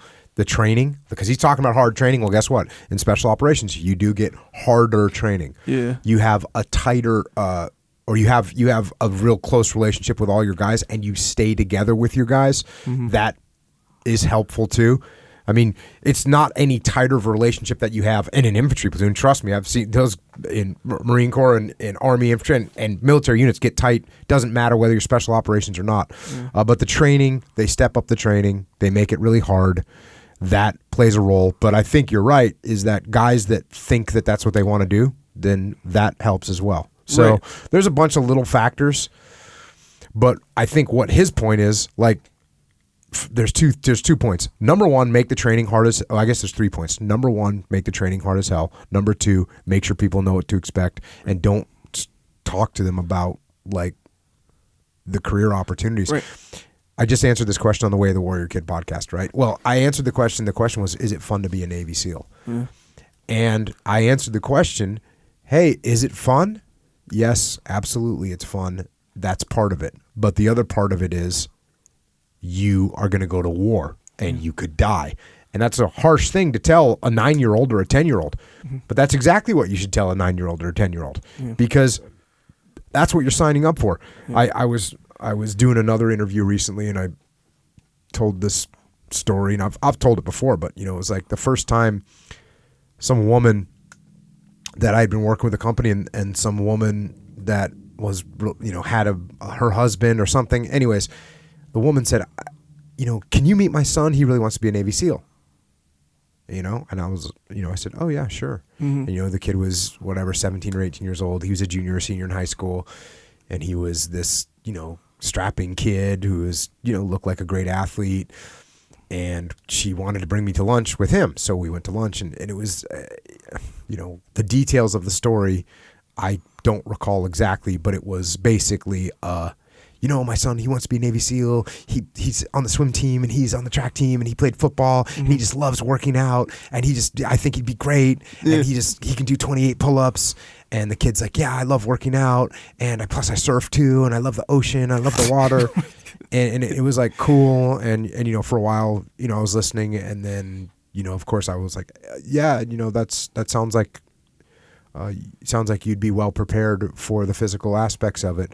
But what you have to remember is that the reason you become a SEAL is so you can go and fight in wars, and you're going to kill people, and you're going to be at the risk of dying, and you're going to be at the risk of being wounded, and that's what's going to happen to your friends, if not you. And when I got done saying like that sentence, the mom's face completely changed. Yeah. Because it's what he's talking about right here, which is, hey, it's travel and adventure and career opportunities. Like, no, what it is war and savagery, and the worst things that you could possibly experience is what you're going to experience. That's what you need to tell people. Yeah, those special operations. And the conclusion for what I was reading there was people, when they go in knowing and kind of, how'd they put it, like forward leaning into the realities of a military situation, tends to be special operations, or guys who want to do it for that reason. Not the guy who got sold on world travel, playing for college. That guy's definitely going to have a rougher time with it.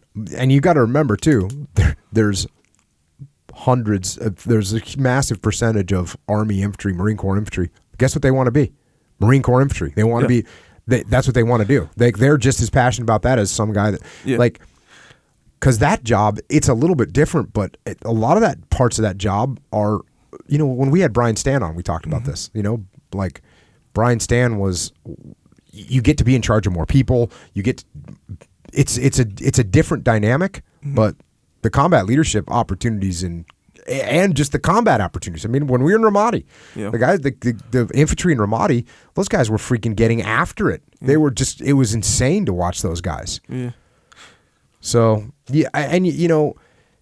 there's plenty, there's the vast majority, or there's plenty of guys in the regular conventional forces. They do just as good after combat as the special operations guys do. Yeah. So it's more, and we talked about this, Peter Attia.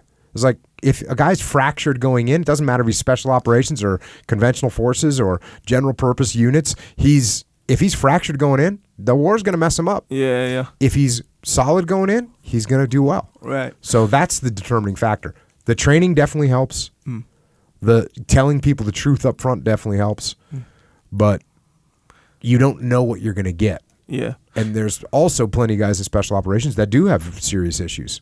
Yeah. Yeah. So, and the article wasn't about like special operations. That's not what it was about. It was more about the state of mind. I think where I know that special operations was just like an example of some point that they were making. Well, we talked, again, I'm referencing all these different podcasts, but when Jordan Peterson was on, we talked about like the offensive mindset. Right. And the more offensive you can be, generally, the more psychologically comforting that is. Yeah. It's psychologically uncomfortable to be on the defensive. Yeah. It's psychologically more comfortable to be on the offensive. Right? Did I just get that right? Yes. Okay, yeah. Psychologically uncomfortable to be on the defensive, psychologically more comfortable. It's not necessarily comfortable because you still have bad things that can happen when you're on offense, but it's definitely psychologically more comfortable. Yeah. So those things play a role. Yeah, more like you happen like to your experience, right? You consider an experience. It's like, I'm going to happen to this experience rather than this experience. You're going to be offensive instead of defensive. Yeah. Absolutely. Kind of like when people say, hey, how's life treating you versus how are you treating life? You know that old saying. Yeah. You see what I'm saying? I'll go with it. Yeah. Just go with it. Here's another thing that he calls out, and this is very interesting, and everyone that's in the military will hear this and kind of shake their head. The practice of having command post exercises, Puller said, though he realized that he was treading on prominent toes in his audience. We take skeleton forces of headquarters troops and the like, just a handful, and go through exercises so often that we forget we aren't simulating actual warfare. It has become so bad that even platoons are carrying out command post exercises. In battle, of course, once you set up a CP, which is a command post, you stop all forward motion because the commanders sit on their duffs in relative security. And when you halt forward motion, you get into trouble immediately. I have to admit, we have to learn how to handle commands, but we've carried it to a ridiculous extreme. They do a lot of that command exercises. The most unrealistic thing about it is, like he's saying, that you'll have not a real platoon, but like a small representation of a platoon. Mm-hmm. So the commander can move that platoon around real easily because it's this little thing. But then when you have a real platoon that takes real vehicles and real, it's like moving pieces on a board as opposed to like when you move this battalion from here to there. All you do is just move their piece on a board. That was real easy. Yeah.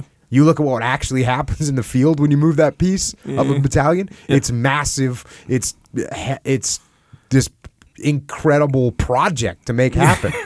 To move a battalion, 4 miles or 2 miles or whatever. Yeah. It's like, this is what it's going to take: fuel and food and ammunition and wounded and planning and all this stuff. But the person up top just goes, we'll just move that battalion over there. Yeah.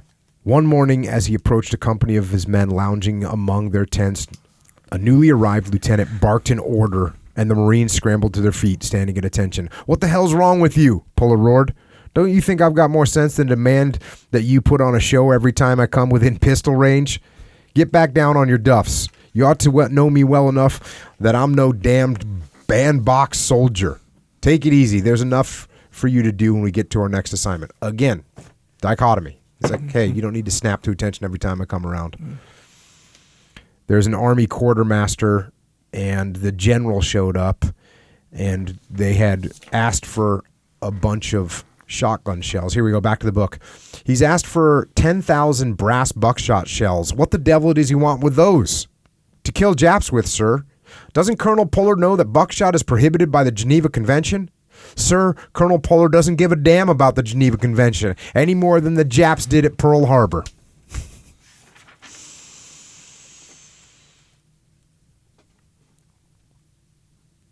Now, as they're getting ready to go and assault Gloucester, the enemy had word of the coming assault. Radio Tokyo blared one afternoon in late December. The 1st American Marine Division, assorted cutthroats, degenerates, and jailbirds, has been chased out of Melbourne, is now in camp in New Guinea, and will try to invade Cape Gloucester. I'm pleased to add that our soldiers are fully prepared to repulse this insolent attempt. The jungles will run red with the blood of the Guadalcanal butchers. So that's the propaganda. Cutthroats, degenerates, and jailbirds. So now they're going to Gloucester, Cape Gloucester. On the early morning of December 26th, they stood off Cape Gloucester. Big guns on the fleet rolled for an hour and a half, beginning before dawn, and the Marines in their traditional ate their traditional D-Day breakfast of steak and eggs, while salvos shook the hulls beneath them. 3rd Battalion, 7th Marines landed first, quickly followed by Puller's old battalion, which floundered through a morass behind the beach and pushed up the tall knoll already known to aviators and ship gunners as Target Hill. An hour after the 7th was ashore, the 1st Marines came, turned toward the airfield, and walked into a well-laid Japanese ambush. Tanks came in to clear the enemy from their hidden bunkers, and by nightfall, the 1st was well on its way to the airfield. A falling tree in the soggy forest injured 1 Marine, and otherwise there were only 20 killed and 22 wounded on D-Day. Enemy casualties were estimated at 50. On December 30th, the 1st and 5th secured the field after hand-to-hand fighting, in which they had to call on tanks for help. One sergeant remembered a moment from a mortar attack by the enemy. A kid sitting there in his foxhole, he didn't have any head. He just had a neck with dog tags on it. A gray-faced youngster nearby was muttering as he fired his rifle. "It don't do any good. I got 3 of them, but it don't do any good." Japanese snipers had infiltrated the line and killed Marines at short range, and 1 unit tried to wade the stream was broken. Its survivors driven to hide in the weeds on the edge. From midstream, a boy who failed to make it over hung over a log, his body riddled by a score of bullets. For half an hour or more, he called to his mates before he died. "I'm here. Here I am." The attack had stalled. The line had now become U-shaped, with a pocket of the enemy holding back the center. General Rupertus, from division, relieved the commander of the 3rd Battalion, 7th Marines, and sent Puller into action once more with orders to reorganize and drive forward the unit. So they weren't making any progress. And the commander said, "You know what? I'm putting Puller back in action." Send the wolf. The trouble was the same. And here's Puller talking to his guys as he showed up. The puller was the same old thing. The trouble was the same old thing. Staff officers don't know the meaning of terrain and how it can slow down troops and cost lives. I went up to the front about 2 in the afternoon. I called the company commanders and told them as briefly as I could what I had in mind. I've been sent to take over. Your commander has been relieved. I don't intend to be relieved. You can bet on that. We're going to attack here in the morning. There were protests that the Jap bunkers could not be seen and that they were cutting up our line. I told them I had the medicine for that. I ordered up some of Joe Buckley's half-tracks because I knew their guns could deal with the bunkers. The resistance was fairly light, but the staff orders were so foolish that we were just making sitting targets of our people. Buckley did a great job there, as he always did. They had orders in these battalions to guide both right and left, an order that can't be followed well even on a parade ground. Any beginner knows that you can guide left, or you can guide right, or even center, but you can't follow 2 leaders on either side at the same time. The line will buckle and cause gaps. We were frustrating the troops with delays to reform the line. I just said, now we will go forward and forget about all this guiding business. Just forget there's anybody on the flanks. We have enough power here to drive, and we're going to drive. Blow your way through. Think of nothing else. So, important part there, once again, you can't follow multiple leaders at the same time. And he's talking about a physical example. Like guiding in the military is when you're marching, you look to your left and you line up with the person to your left usually. These people were saying, no, line up with the person to your left and the person to your right. How the hell are you going to do that? Yeah. You'd not. That's the answer. Before the gun stopped, a staff officer from division a staff officer from division went up on the line. And here he says, I went up there in the heaviest of the action when fire was flying all around us. Puller walked around outside the wire at Hill 660 and stopped at every dugout to talk to some kid. He'd say, how's things going there, old man? Just as if he'd come from next door to borrow a cup of sugar. Those kids thought it was the greatest thing that ever happened. You'd think he'd been handing out $1,000 bills down the line and there was some place to spend them. Puller had found one demoralized boy sitting stonily in his hole, looking out with a telltale 1,000-yard stare. He muttered over and over, Colonel, we got to get the hell out of here. That's no way to talk, old man. Puller led the boy a few paces to the rear and sat with him for 10 minutes or so. Look, old man, I want to go home too. I'm not getting any younger. Hell, I'm 45 years old. You know that? I got a family at home. I know this dump is no good, but neither of us is going home until we lick these bastards. We've got to help make our folks at home safe too. I'll try and get you some hot chow up here, old man. So, again, you just got a guy that's totally gets it.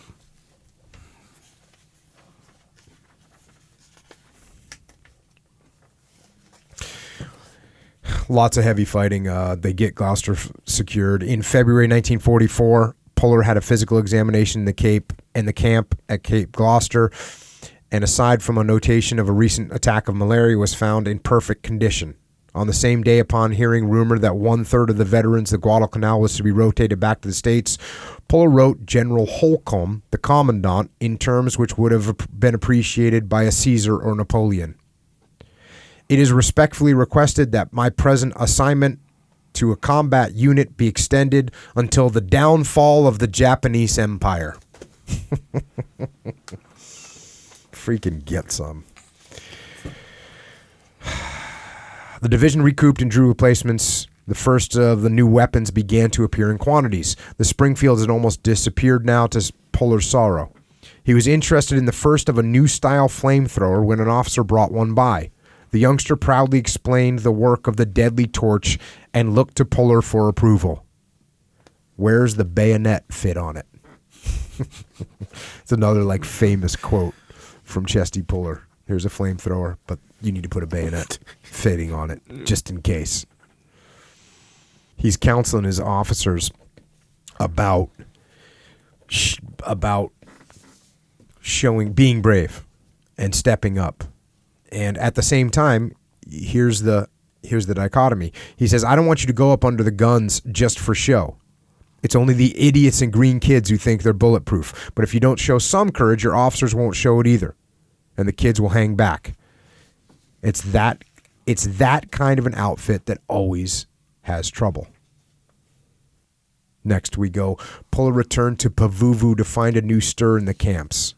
The Allied landings in France were expanding. The new B-29s had begun to bomb Tokyo. Saipan had fallen. Whole fleets of cargo ships had brought the 1st Division new equipment to Pavuvu, and there was word of an independent role for the Marines in a new operation. General MacArthur would follow his own southern course on an island hopping, but the Corps would stab into the Central Pacific.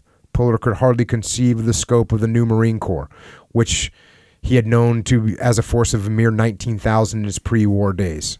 There were now 5 divisions and a brigade in the Pacific and another division in training in California, well over 100,000 men. In late July, on that same day, Franklin Roosevelt and Harry Truman were nominated for the coming elections back home. Marines landed on Guam. A few days after, Lewis got the news. Lieutenant Colonel Sam Puller had been killed, shot through the heart by a machine gunner's bullet. His intimates notice a new reserve in the colonel in these days, but it was not long before still another false report was added to the growing Puller legend.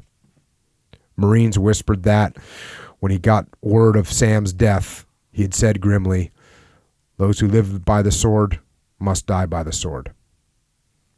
The loss of Sam had in fact touched Lewis deeply. He covered it with silence and a hurried turning to other topics when officers spoke of his brother's death. On Pavuvu, the division intensified its work and sweated at war games on the beaches and in the palm groves. There was a new watchword: Peleliu, the next target.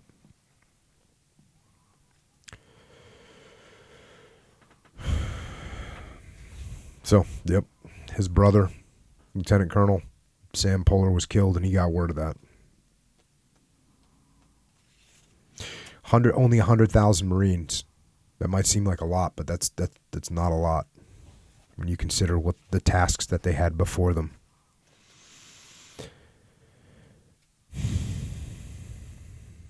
So now they're heading to Peleliu, the next target. When the big fleet left for the Palaus to follow the bombardment ships, there was but a single somber note. Aboard one of the vessels were stacks of many hundreds of white wooden crosses, far more than a 2 days' supply. 2 days from Peleliu, there was a report from the underwater demolition teams whose men had boldly swum into shore and inspected Jap defenses. Nothing serious, they said. The way would be cleared. Puller's mind was not relieved. He had never before felt pessimism at the opening of a battle.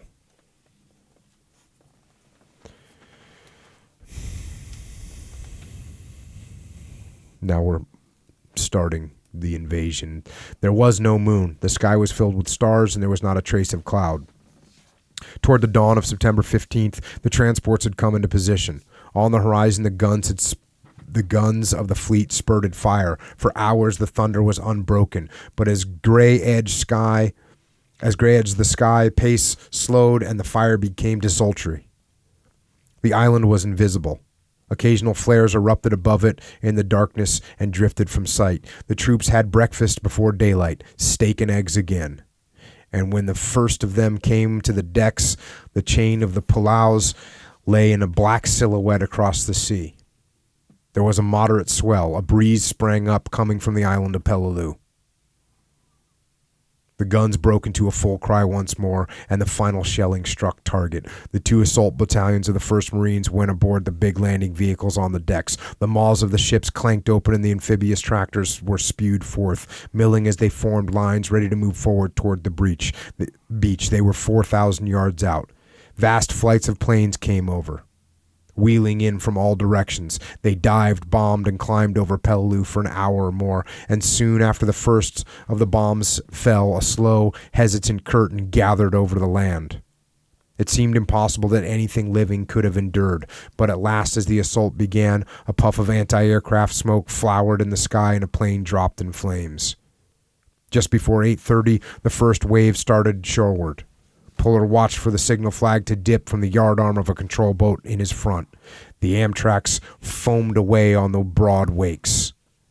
At almost 8:30 precisely, the vehicle ground on the sand. Puller never forgot the scene. I went up over the side as fast as I could, scramble, and ran like hell at least 25 yards before I hit the beach flat down. When I looked back to the Amtrak, I saw 4 or 5 shells hit it all at once. A few men were killed getting out too slow, but most of them were saved because they got out before we stopped moving. We lost our communications officer. His leg was blown off and he couldn't be saved. I looked down the beach and saw a mess. Every damned Amtrak in our wave had been destroyed in the water by the enemy or shot to pieces the minute it landed. I tried to get a line set up for defense. The wiremen were there fast as soon as I was, doing their job without further orders, and we lost several of them in the hot fire. Every platoon leader was trying to form a line of his own, just as I was. Runners were going up and down the beach as we tried to get organized. That big promontory on my left hadn't been touched by all the ship's guns and planes, and we got a whirlwind of machine gun and anti-tank fire. Puller's 2nd Battalion drove through a heavy growth of woods, now torn by the shelling, and by 9:30 had driven 350 yards ahead to the edge of the airfield. They tied on the line of the 5th Marines. Casualties were reported as heavy, but the trial of the 2nd had only begun. The new position was faced by an obstacle marked on none of the invasion maps, a sheer coral ridge whose sides were honeycombed with Japanese positions, from foxholes to gigantic dugouts of reinforced steel and concrete, some of them with 4 levels, each of which could be closed off with steel doors. For 8 hours, the regiment endured the most savage fighting of the Pacific War.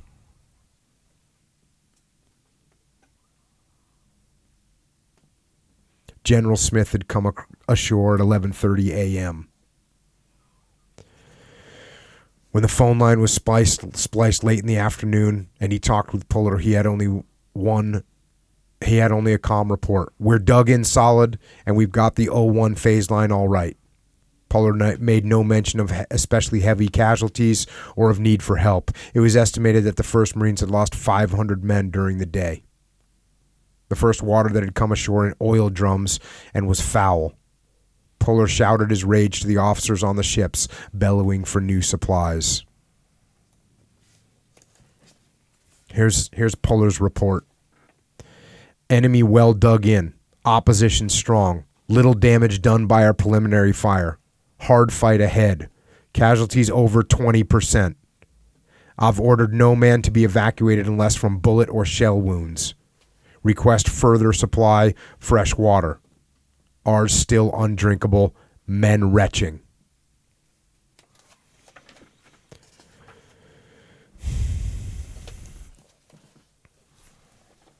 Puller called division and talked with Colonel Selden, the chief of staff. He remembered the conversation years later. Johnny, half my regiment is gone. I've got to have replacements if I'm to carry out division orders tomorrow morning. You know we have no replacements, Louis. I told you before we came ashore that we should have at least 1 regiment in reserve. We're not fighting a third of the men we brought in. All these damn specialists you brought. Anything wrong with your orders, Louis? No. I'm ready to go ahead, but you know my casualties are 50%. What do you want me to do? Get me some of those 17,000 men on the beach. You can't have them. They're not trained infantry. Give them to me, and by nightfall tomorrow, they'll be trained infantry. Puller went out with a runner, stumbling through the night to find posts of his battalion commanders and pass on the order. We press attack at 8 o'clock in the morning. No change. Full speed. Use every man. He fell more than once and cut himself on the coral. Shepard and others left at headquarters noticed that the colonel was beginning to limp and that his left leg had swollen. Selden called back, Polden, you got my orders okay? Yes, you needn't explain further. I just came back from my battalions. We're going to take ground tomorrow without replacements. We're willing to try, but don't forget we're just going to add 10 or 15% to our casualties. When the sun rose on September 18th, 200 of the 473 men in Puller's 3rd Battalion were headquarters personnel. Many frontline units had been decimated. Long before noon, there were cases of heat prostration. The blazing sun was hotter than ever. Faces and lips were cracked and bleeding. Salt pills became scarce again. Puller was optimistic, for they started the attack from high ground, but the crucial days still lay ahead. Hank Adams came by Puller's command post and found him half-clad in filthy, sweat-soaked trousers with a heavy beard on his face. "I'm coming back this afternoon, Colonel. Do you want me to bring you a fresh uniform?" "Hell, Hank, I've got no time for that. Every man in the outfit will get clean before I do." Lieutenant Colonel Lou Walt, now the executive officer of the 5th Marines, saw Puller at a command conference during the day. He was absolutely sick over the loss of his men.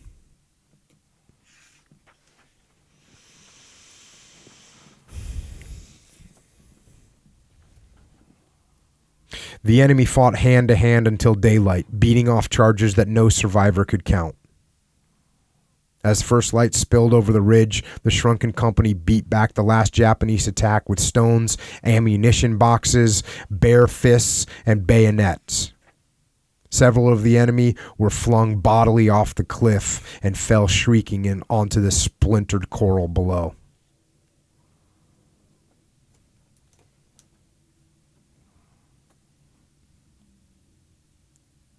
But they did it. At the end of the day, the regiment reported a total of 1,878 men lost since D-Day.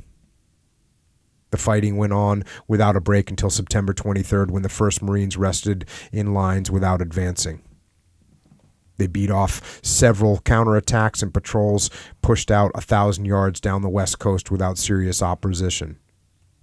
The regiment was relieved at 2 p.m. of this day by the 321st Regiment of the 81st Army Division. The new commander took one look at the forward command post Puller had occupied and ordered it moved more than 1,000 yards to the rear. In 9 days on the line, Puller's regiment had eliminated one major blockhouse and 144 defended caves and lesser pillboxes. Division reported that 3,942 Japanese had been killed in the regiment's zone. No enemy had been captured. Puller's total casualty of men were 56%, the highest regimental losses in the history of the Corps. The 1st Battalion had lost 71%. The 2nd, 56%, the 3rd, 55%. Headquarters and weapons companies, 32%. General Smith, who walked the terrain after it was finally captured, said it seemed impossible that men could have moved forward against the intricate and mutually supporting defenses the Japanese had set up. It can only be explained as a reflection of the determination and aggressive leadership of Colonel Puller.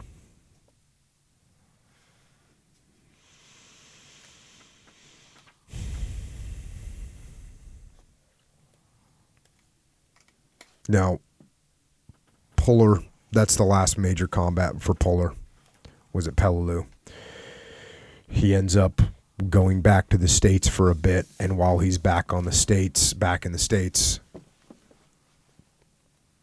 America drops the atomic bombs on Hiroshima and Nagasaki, and the war is over, and shortly thereafter, they order General Puller or Colonel Puller at this time, to the reserves. Now, like I said, he didn't get along with some people, especially up the chain of command. Mm-hmm. And he didn't want to be sent to the reserves because that's not what a career Marine wants to do. So here we go, back to the book. Colonel, you've been ordered to reserve duty in New Orleans. It's a big district, and very important to the Corps. Puller was not misled. He realized what it meant to be shunned to reserve duty into a side pocket. Many a Marine career had ended that way. One of the inevitable problems with the Marine Corps, and this is Puller talking, one of the inevitable problems with the Marine Corps or any other military service is that staff officers take over the minute a war is ended. The combat people run things when the chips are down and the country's life is at stake. But when the guns stop, nobody's got use for a combat man. The staff officers are like rats. They stream out of hiding and take over. It's true. Just watch what happens to paperwork. God, in peacetime, they'll put out enough to sink a small-sized nation into the sea. And when the war breaks out, most of it just naturally stops. That's the way they do everything. There must be a staff of people, of course, or we'd never get everything done. But if we don't stop this empire building of staff, somebody's going to come along and lick us one of these days. We'll be so knotted in red tape that we can't move.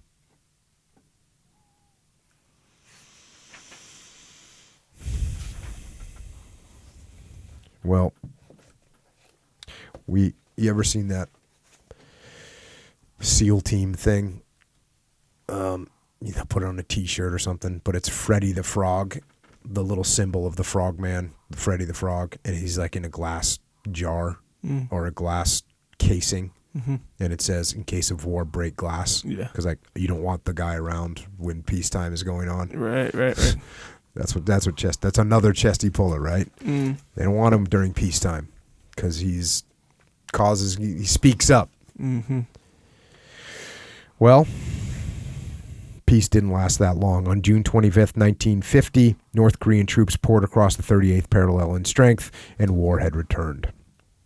Puller recognized all the signs. He immediately asked for a modification of his orders and said urgently to headquarters, "Attention is invited to the fact that I served as an officer in Haiti and Nicaragua and in the Pacific Theater for 8 years prior to the Japanese attack on Pearl Harbor. This experience will prove of value in an assignment to combat duty in Korea."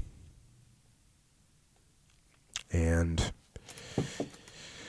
well, the senior personnel know that, and he gets what he asked for. Puller arrived in Southern California in the heat of late July and found San Diego an area of bedlam. Marine reservists thronged in from every corner of the nation. Thousands of vehicles stored since World War II were being overhauled and driven to port. Trains bore regulars from the East Coast. Unattached officers came from everywhere without a call, volunteers for war. The 1st Marine Division was being created almost from scratch. So they had dismantled so much of the service after World War II, and now they got to rebuild it all very quick. They do. They talk about it in the book. I skip over that, but we know what that consists of. Hardcore training, getting people ready for war. Finally, he gets to Japan, and they're waiting now to go into Korea. Puller hailed a passing medical corpsman and went to a nearby army hospital. "I want to talk with some of the casualties. I've got to find out what's happening in Korea."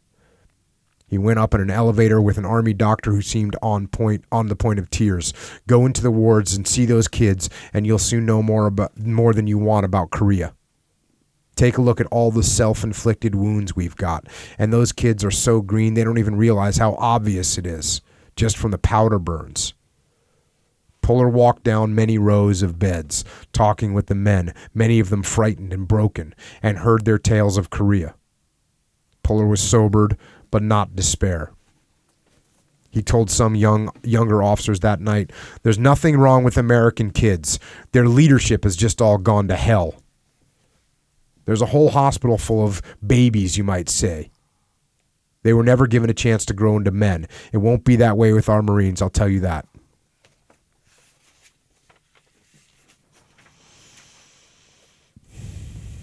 They're preparing for D-Day in Incheon, which is one of the biggest amphibious operations, and they're getting ready for that, and he has a little chat with his officers.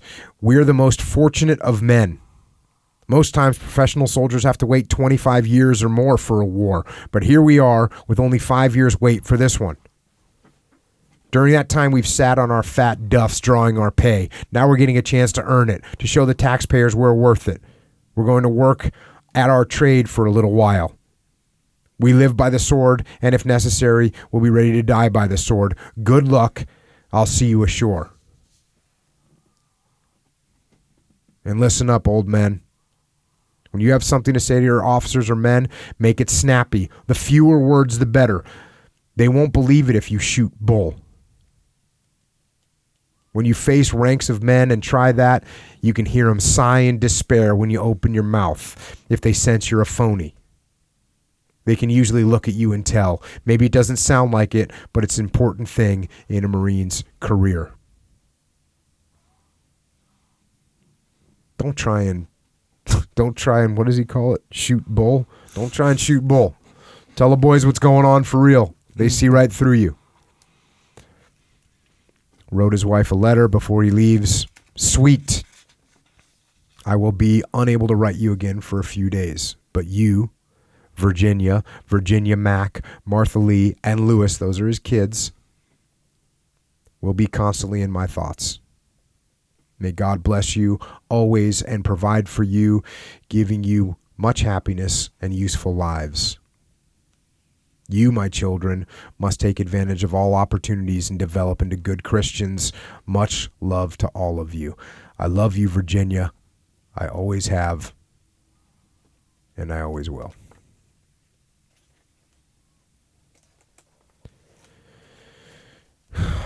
Here we go into Incheon. By 5:30 in the afternoon, when the first waves of the Marines reached the shore, the men of the fleet could no longer see Incheon. Hundreds of boats milled in the outer harbor, in their turn crossing the embarkation line and moving toward land, where they disappeared into a bank of smoke and dust. Polar went into his objective at Blue Beach with the third wave in a twilight hastened by smoke pall, and climbed a 15-foot seawall on one of the scaling ladders improvised on a ship en route.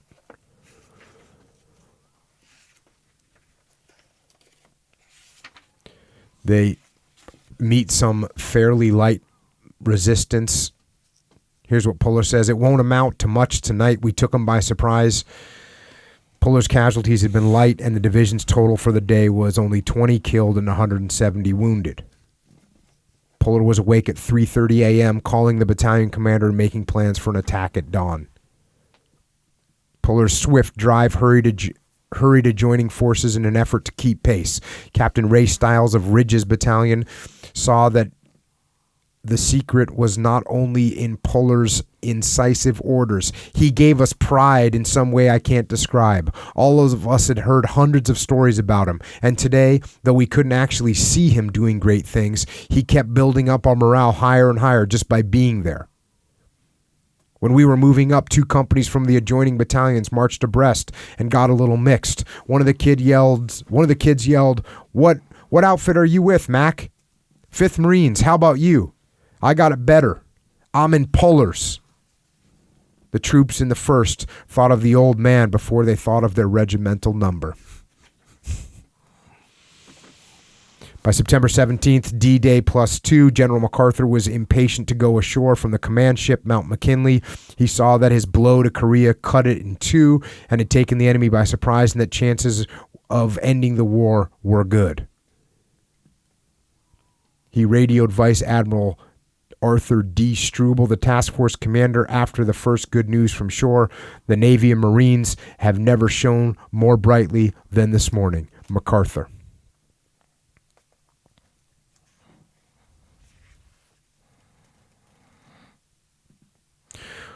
On one of the fiery days of the drive towards Seoul, a popular chaplain, Father Keating, captured 5 North Korean soldiers and herded them along as prisoners.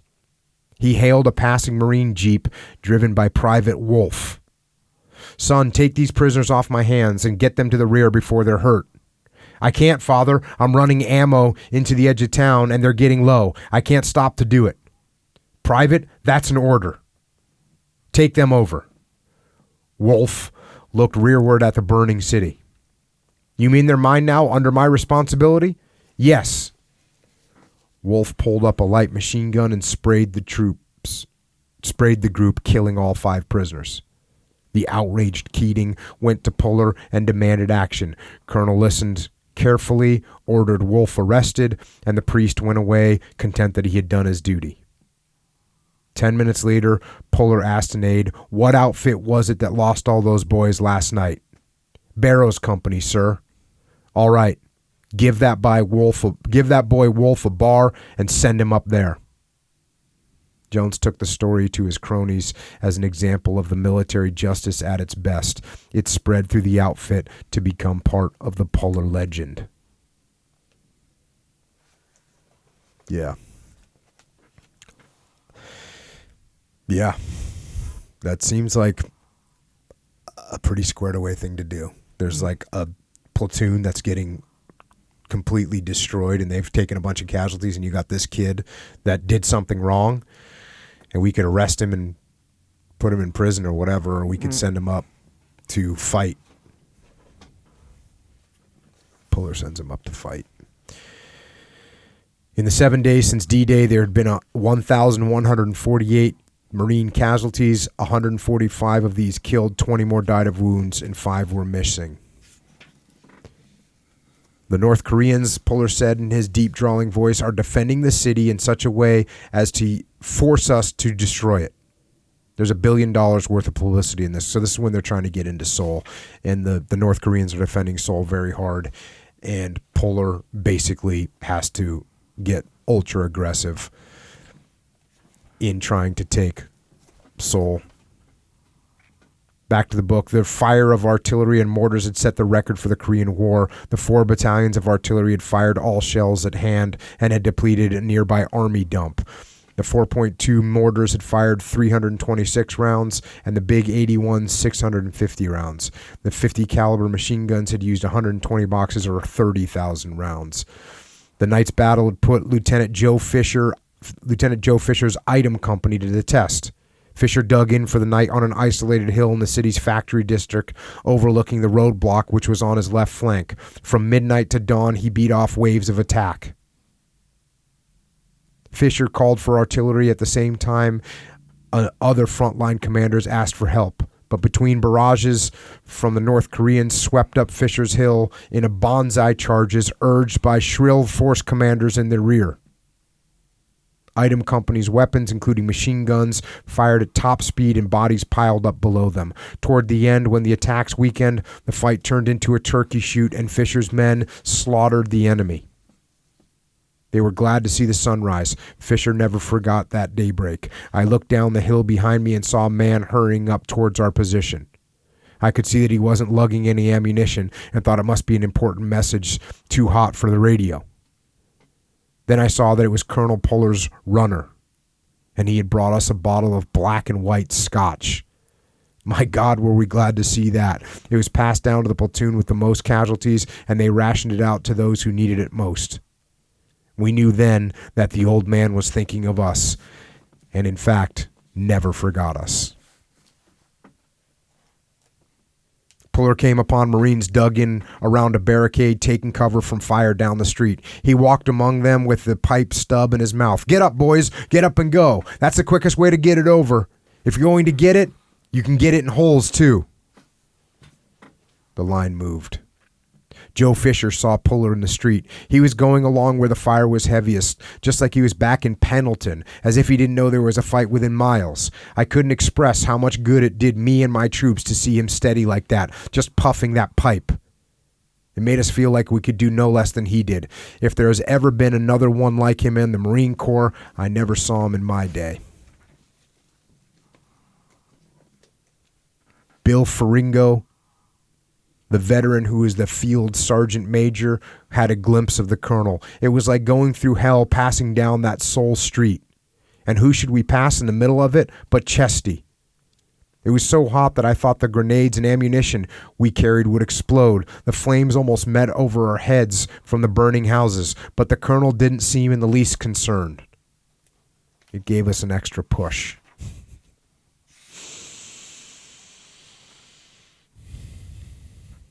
They wrap up this Incheon invasion, one of the most demanding operations in Marine history had ended. The division had sustained 2,430 casualties, 414 of them dead.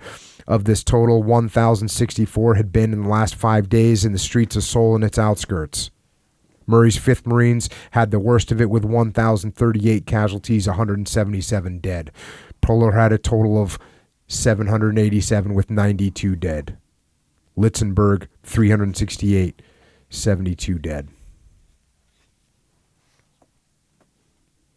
Puller wrote another letter to his wife. Everything is quiet now and I have little to do except get my reports prepared and submitted.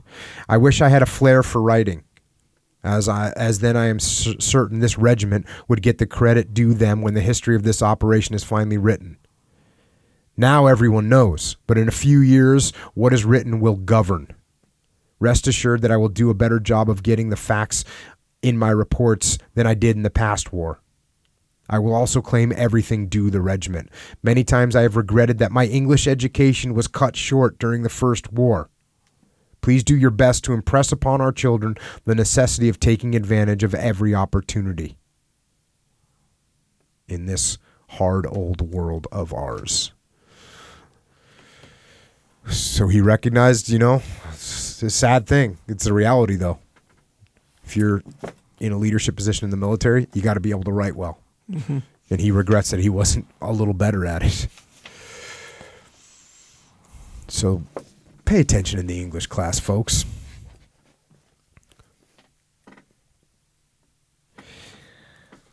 Puller went ashore. They were back at sea. Puller went ashore in one of Major Treadwell's landing craft to be met broadly by a grinning Oliver Smith. Congratulations, Louis. You made it. Your board has selected you for brigadier. Puller wagged his head. By God, if it hadn't been for this war, I'd have never gotten that star. There was a mild celebration ashore that night for the new general to be. So he picked up his first star as a general. And like he said, if it wasn't for he had been put down in some reserve unit in New Orleans, he wasn't going to make general there.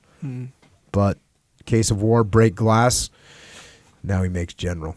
Puller wrote home daily. He sent Virginia a $5 check for her good school marks, adding some parental advice. I'm very proud of my family and expect you to do well, plus in everything you undertake. The difference between success and failure in this life of ours is mostly hard work. So you must constantly work to try and improve yourself. I think we could just frame that statement. On November 10th, the Marine Corps' birthday, Puller used a captured North Korean sword to slice a 100-pound cake. He shouted to his troops after he got done delivering the article from a manual. He shouted out, "Now that that's complied with, I want to tell you something straight. Just do one thing for me. Write your people back home and tell them there's one hell of a damn war going on out here, and that the raggedy-tailed North Koreans have been whipping a lot of so-called good American troops and may do it again. Tell them there's no secret weapon for our country but to get hard, to get in there and fight. I want you to make them understand our country won't go on forever if we stay as soft as we are now. There won't be any America because some foreign soldiery will invade us and take our women and breed a hardier race." Yeah. There you go. He's not playing around. Isn't it interesting that we hear the same things now? Like America's getting soft, and that's what General Puller was saying. After the Marines had taken Seoul, the 8th Army of the United Nations forces had driven through the capital, moving rapidly northward along the Korean coast. To meet them, Chinese communist armies had marched 1,800 miles northward since mid-August. The Chinese strategist at first concentrated against the 8th Army positioned in the northwestern hills, but when the Marines landed, they hurriedly switched much of the power to meet and overwhelm them in the chosen reservoir. The Chinese drove between the Marines and the 8th Army and maneuvered into a position from which they could attack each force at will. So, podcast number 53, Colder Than Hell, is about the chosen reservoir. And there's another one, I forget the number, but we've done 2 podcasts about the chosen reservoir. Listen to those. I'm going to touch on it here as well. From the hills on every side of the perimeter, Chinese fire was heavy during the day. The enemy blew a tunnel and a bridge on the railroad below Koto reposition, cutting the line to Hamhung and the Marine base on the sea. For 2 days, Puller called in heavy airstrikes upon concentrations of Chinese in the surrounding hills. Things were even worse in the 2 positions to the north of Puller. At least 6 Chinese divisions had been identified in the area where Murray and Litzenberg fought. On November 26th, these 2 posts lost 95 dead and 543 wounded in night-long attacks. Hagaru was preparing to fight for its life. An offensive launched by the 5th Marines was called off after the day's grim news from the west. The 8th Army had collapsed. One wing of it was torn to pieces, and the Chinese were slashing deep into the lines. Marines must now defend themselves against an enemy free to approach from any direction through the frozen mountains. The night of November 27th tested the men at Udom when the 3 Chinese divisions fell upon 2 Marine regiments. The enemy cut the road to Hagaru and sent their assault battalions in quilted uniforms and sneakers into the Marine lines with disregard for casualties. The first waves were driven off with great losses, but the others were thrown in through the night and the next. To the dismay of the Chinese commanders, not even the envelopment of Marine command posts slowed the tempo of fighting, and the Americans staged vicious counterattacks even when many platoons had been reduced to the size of squads. There were not enough tent for Marine wounded, and the less seriously hurt were piled outside close together for warmth, covered with straw, as doctors worked over the more than 500 casualties. It now became clear that the 3 Marine positions in the chosen area were surrounded. Puller's reaction to the dread news was given to newspaper men who flew into Coterie. Here's what Puller said. "We've been looking for the enemy for several days now. We finally found them. We're surrounded. That simplifies our problem of getting to these people and killing them." Yeah. There's no wonder why this guy's a legend. Puller prepared to open the road to Hagaru with Task Force Drysdale, a British commando unit of Royal Marines under Lieutenant Douglas Drysdale, accompanied by Captain Carl Sitter's company of Ridges Battalion, and a company from the 31st Army Regiment which had come in. The road had been blocked in several places, 2 bridges were out, and the Chinese swarmed on heights overlooking the route. The party met bitter opposition and within a few minutes had 14 casualties. In 3 hours and a half, they moved only 2 miles with 8 more to go. Puller sent tanks as support, and men came down from the hills to walk with them. They fought through roadblocks and around a blown bridge, but at dusk, in narrow defile, met an ambush and took serious casualties. By radio, Puller, Oliver Smith, and Drysdale agreed that the unit must push on to Hagaru whatever the cost. The Royal Marines finally reached Hagaru perimeter at 1:30 a.m. with 90 of its 255 men casualties. Sitter had 63. Only 70 of the 210 Army men made it.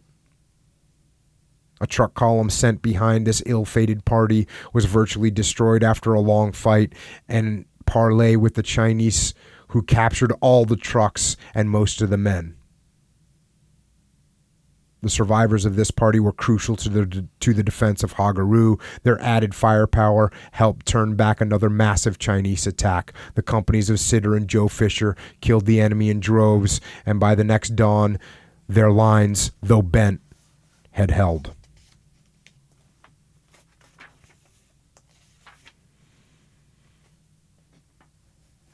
On the night of December 7th, the bulk of the division was in Puller's perimeter after the 38-hour battle from Hagaru.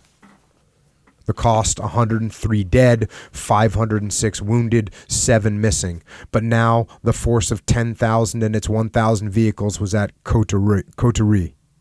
The perimeter could hardly contain them all. After supper, the colonel disappeared. Only Sergeant Jones, and I haven't mentioned much about Sergeant Jones. He's Puller's right-hand man through all kinds of crazy stuff. And only Sergeant Jones knew where he was. The old man would sneak off with Bodie and go up into the lines, climbing right up into those damn straight-up hills, all the ice and rock, going from hole to hole for half the night. He would go to every man he could find in a foxhole and say, "How you doing, old man? What's your field of fire? Who's on your flank? You getting enough chow?" On the way back, he would check the warming tents to see if there had been casualties and how the men were doing. Early on December 8th, the Marines began clearing the ridges on either side of the road. South but the going was slow and the trucks bearing the bridge sections made little progress. A funeral for 117 Marines in a common grave brought the day to an end in the perimeter. It was a scene that lived in Puller's memory, the burial of frozen bodies by a tank battalion which crushed them under frozen ground. A Marine photographer took movies of the burial. Puller said, "How I wish our people could have seen the sight to see just what happened to us in Korea." He later heard that Army censorship in Washington kept the film from the public.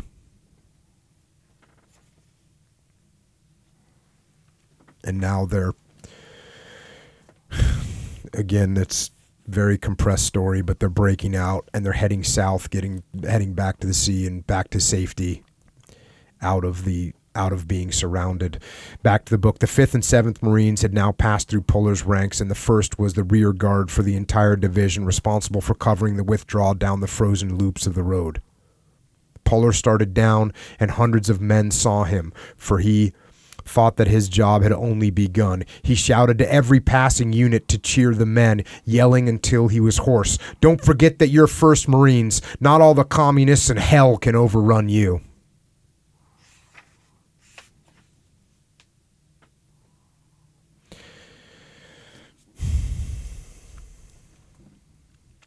When he got back, reporters found him and they wanted a statement from him. And he said, "Remember, whatever you write, this was no retreat.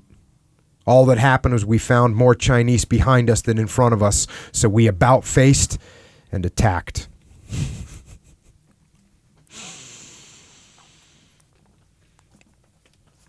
Smith recommended Puller for a Navy Cross for his work in the Reservoir Campaign, his 5th and a Marine Corps record. Puller's letter to his wife revealed his unusual concern for his family in the midst of the campaigning.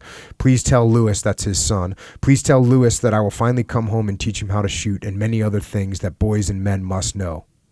Tell him to be patient, and the swords and the helmet I send him will arrive. Tell him to change his bait in the rabbit trap every few days, a piece of apple, lettuce, carrot, celery, turnip, and he must not go near the trap or touch it except to change the bait when the door is sprung.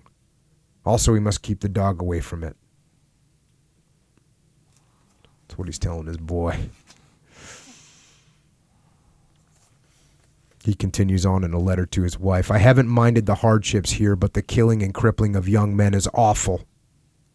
Due to the weather, our wounded die. Blood plasma freezes before it can be administered. I realize that this war is far harder on you than it has been on me, and I'm sorry to have caused you all the worry and pain." And he goes on to say, "The Pentagon is largely responsible for this mess out here. They were given the money to provide us and train an army. When I entered the service, the regulations stated that the object of all military training is success in battle. This short sentence has been rewritten on 3 pages, and I defy anyone to read over 3 or more times and then explain to me what the object of military training is. Even the Pentagon has not the slightest idea why they are commanding forces of the United States. In fact, out here, we wonder if we are part of the United States." And here he talks about his son again, telling his wife, "I will not influence my son as to choosing a profession. It will be up to him. I will not even recommend the service. I've had to stand with my mouth closed on too many occasions and then carry out orders from too many half-wits." So as much as he loves the Marine Corps and the military in the country, he's saying, look, I'm not going to even recommend that my son joins.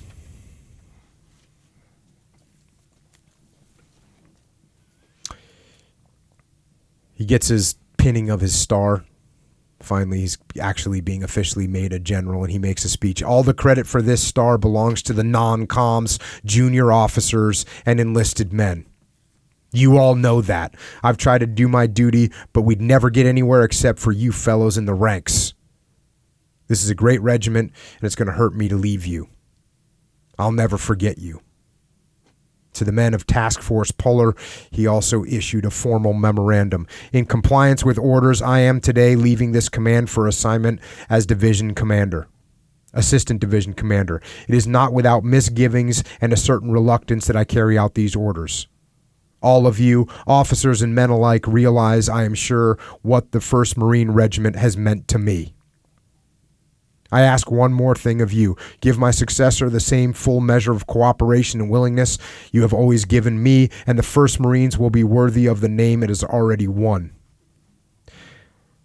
I first commanded you on New Britain, later on the bloody hills of Peleliu, and it has been my honor to command you in Korea, where, by your deeds, you captured the city of Seoul and successfully covered the withdrawal of our division from the chosen reservoir area.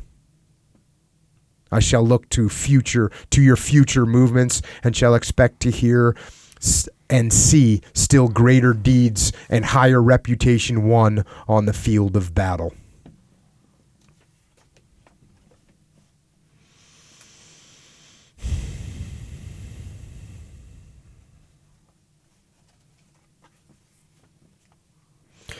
I talked a little bit about the dichotomy in his reputation.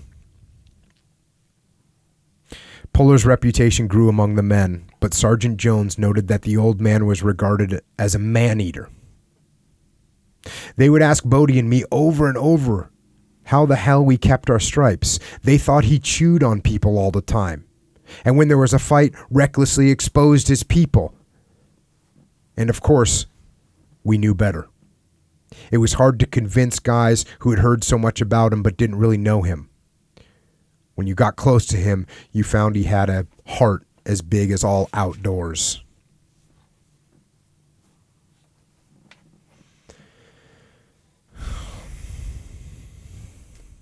He continued to not make friends up the chain of command.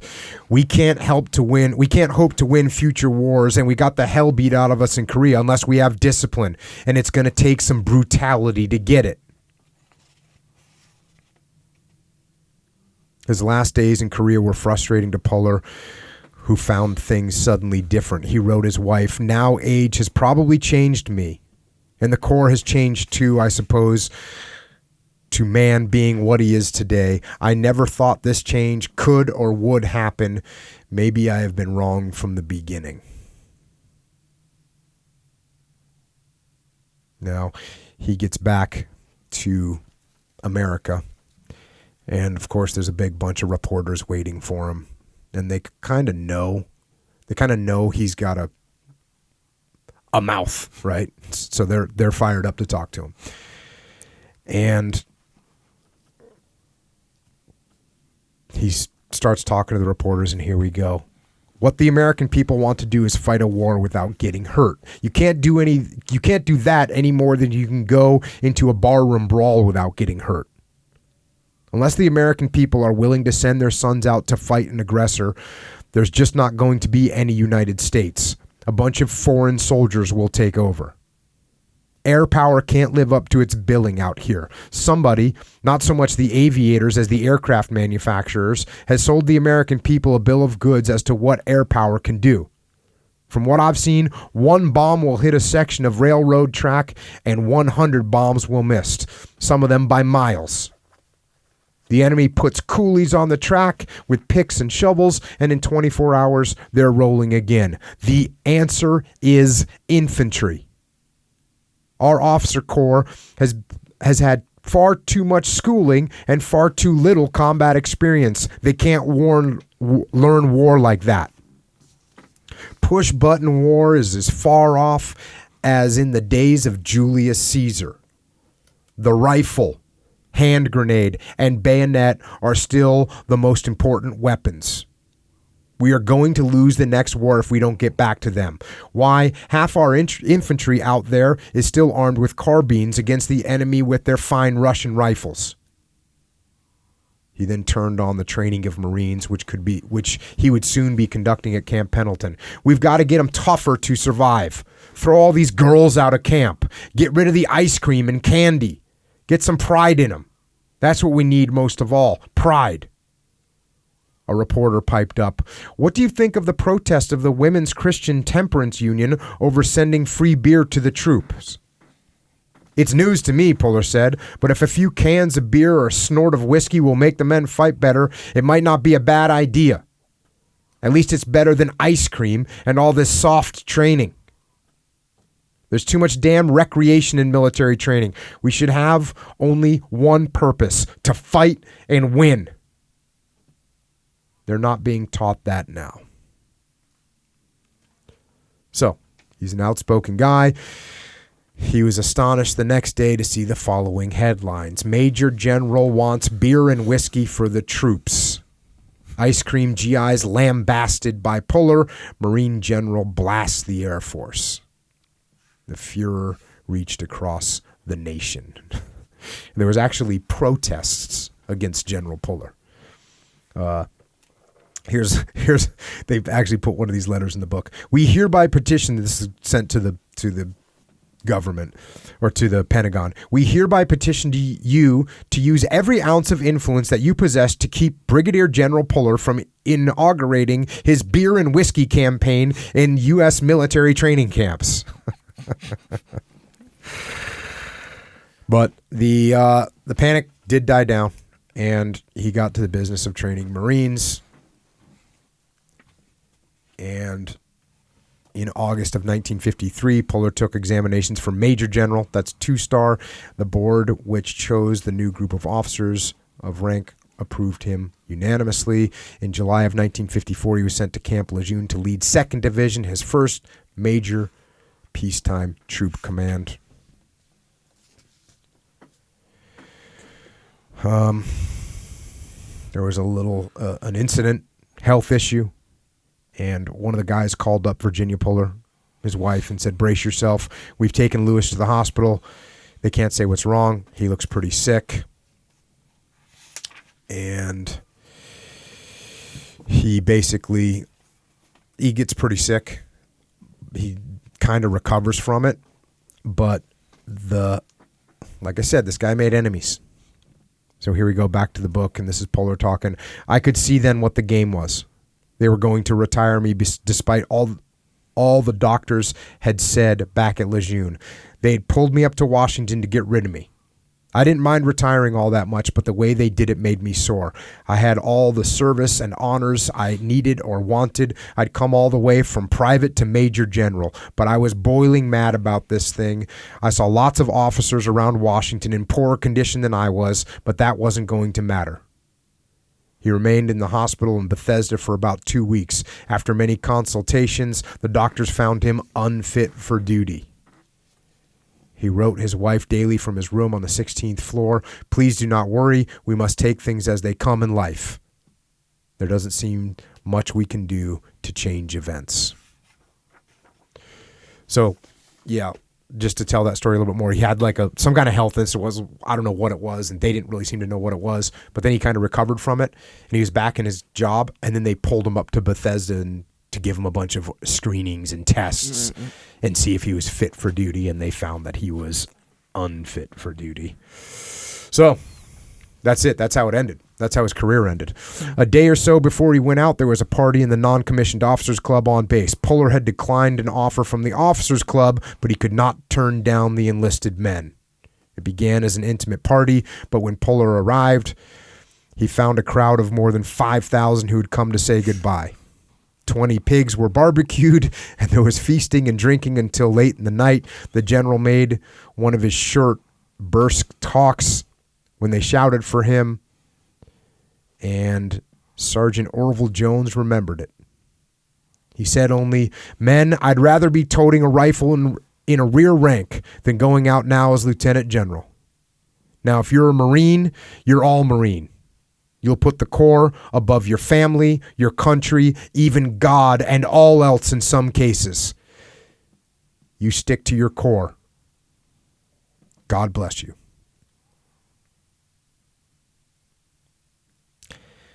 Puller had broken tradition to the last. It was unwritten regulation that the senior Marine officer on the post would pin Puller's 3rd star on his shoulder as he retired.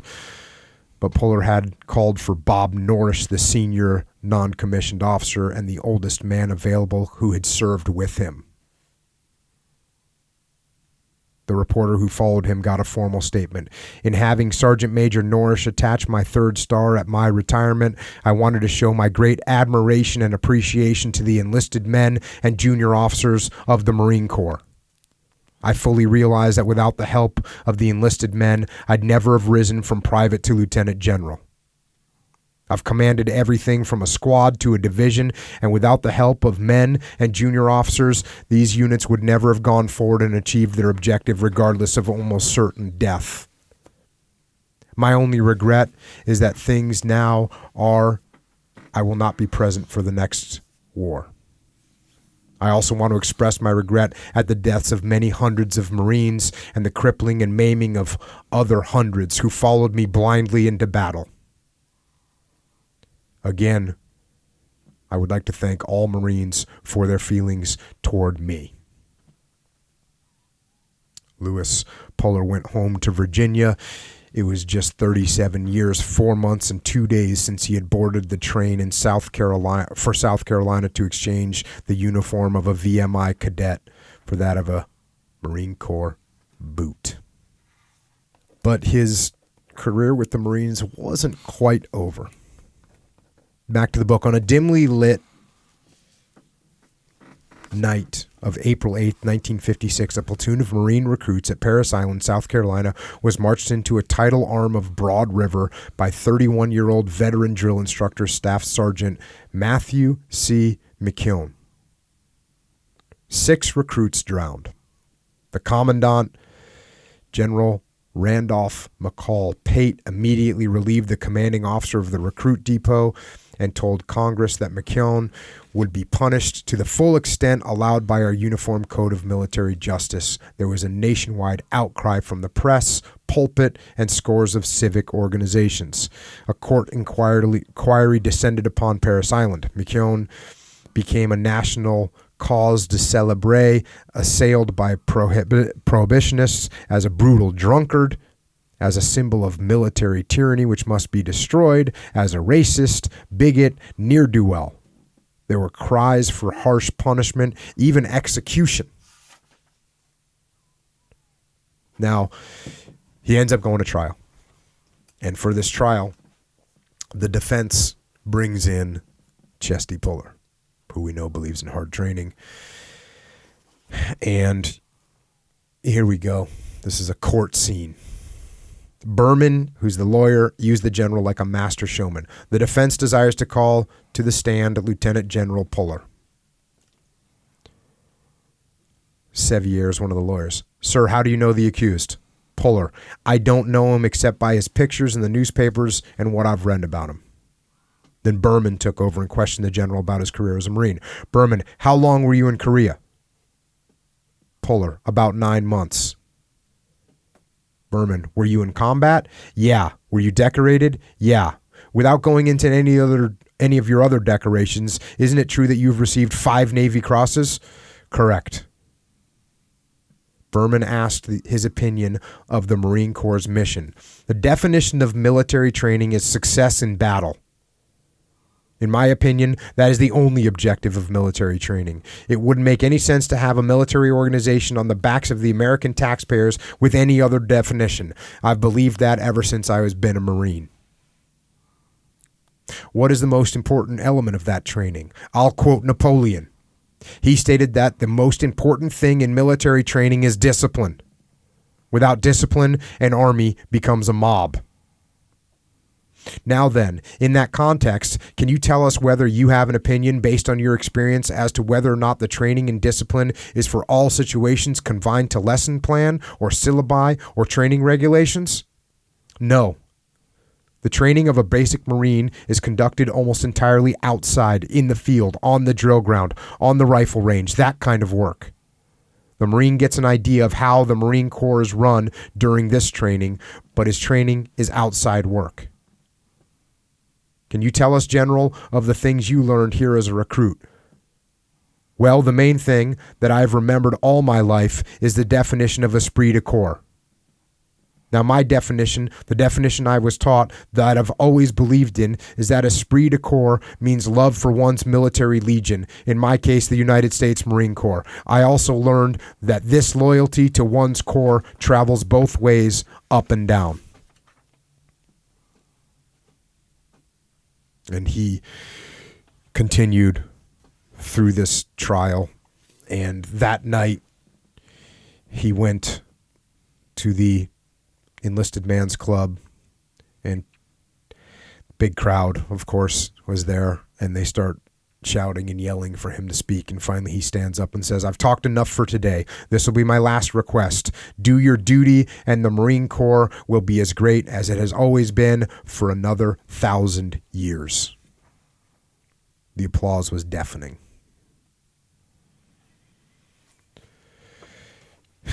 And he went back to his hometown of Saluda, and he was not forgotten there. He was getting interviewed by a graduate student who was trying to learn about psychology, and the general said, "I've never studied psychology. I had only 1 year of college and always thought I would go back but enlisted instead. I think the Marine Corps is the best place to learn the art of war." And then again, this reflects back, people now say that America's getting soft and the youth are, so they're saying the same thing. Everything's going bad. And they have a panel of experts to deal with the decline of the nation and its rising tide of juvenile delinquency. The consensus was that the country was going to hell in a handbucket. General Puller, while this big meeting is going on, General Puller stood and his intended mildness of tone, as usual, came forth as a brazen roar. "I want you people to know something. As long as we can get some decent leadership in our country, our youth of today will be better men than their fathers or grandfathers. I saw enough in Korea to make sure of that. Our forefathers at Valley Forge have been mentioned here tonight, as they often are. Well, I can tell you that Valley Forge was something like a picnic compared to what your younger Americans went through at the Chosin Reservoir, and they came out of it fine. It was never anything like 25 below zero at Valley Forge either. I admit we don't seem to have the proper leadership at the top, but there's nothing wrong with the kids today. My wife and I follow the ideas my mother used on her kids, making them study each night after supper, and when they report that they have mastered their lessons, quizzing them. Our children don't need to be coddled, and they shouldn't be condemned. Above all, for heaven's sakes, let your sons alone and let them grow up to be men." It's interesting that I would say that still applies in very many ways.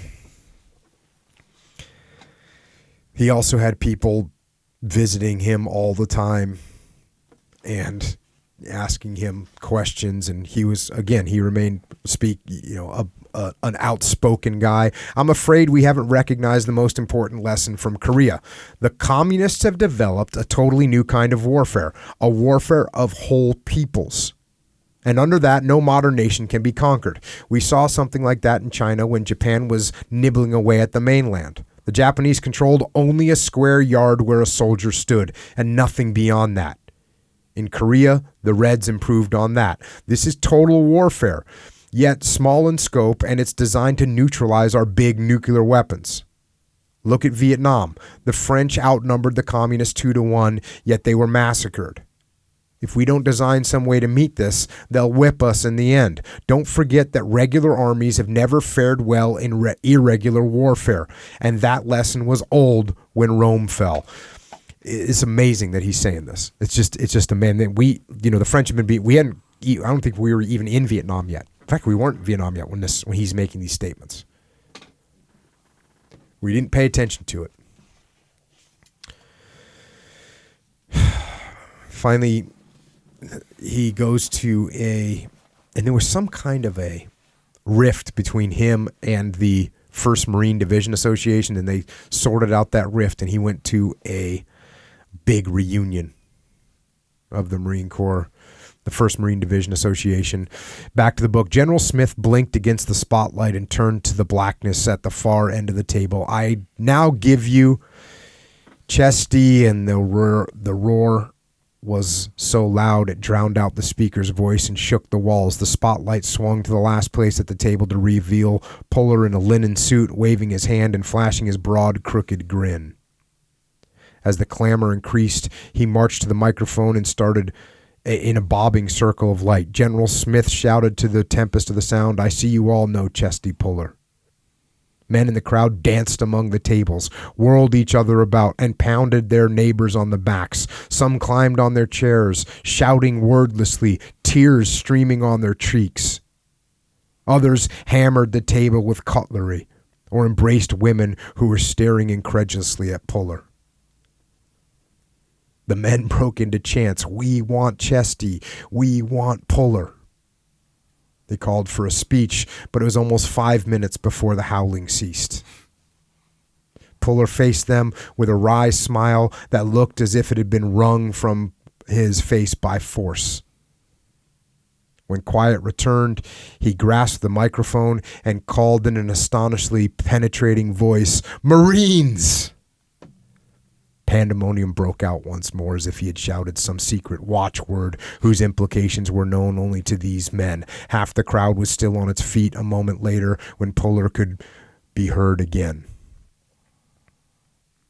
"If you believe the newspapers and radios and television, our country is in a hell of a shape. I don't believe it. So long as we've got the 1st Marine Division, we'll be okay." The crowd shouted him into silence again. He was tired when he got home to Saluda, and that evening Virginia Puller found him pensive and distracted. They sat on the screened porch, looking out into the Virginia dusk, lit by fireflies. "Lewis, is there anything you'd wish for now that it's all over?"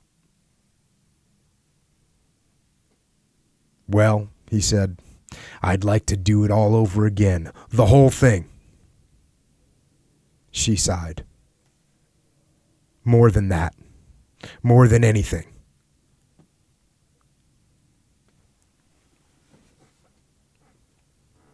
"I'd like to see the face, once again, of every Marine I've ever served with."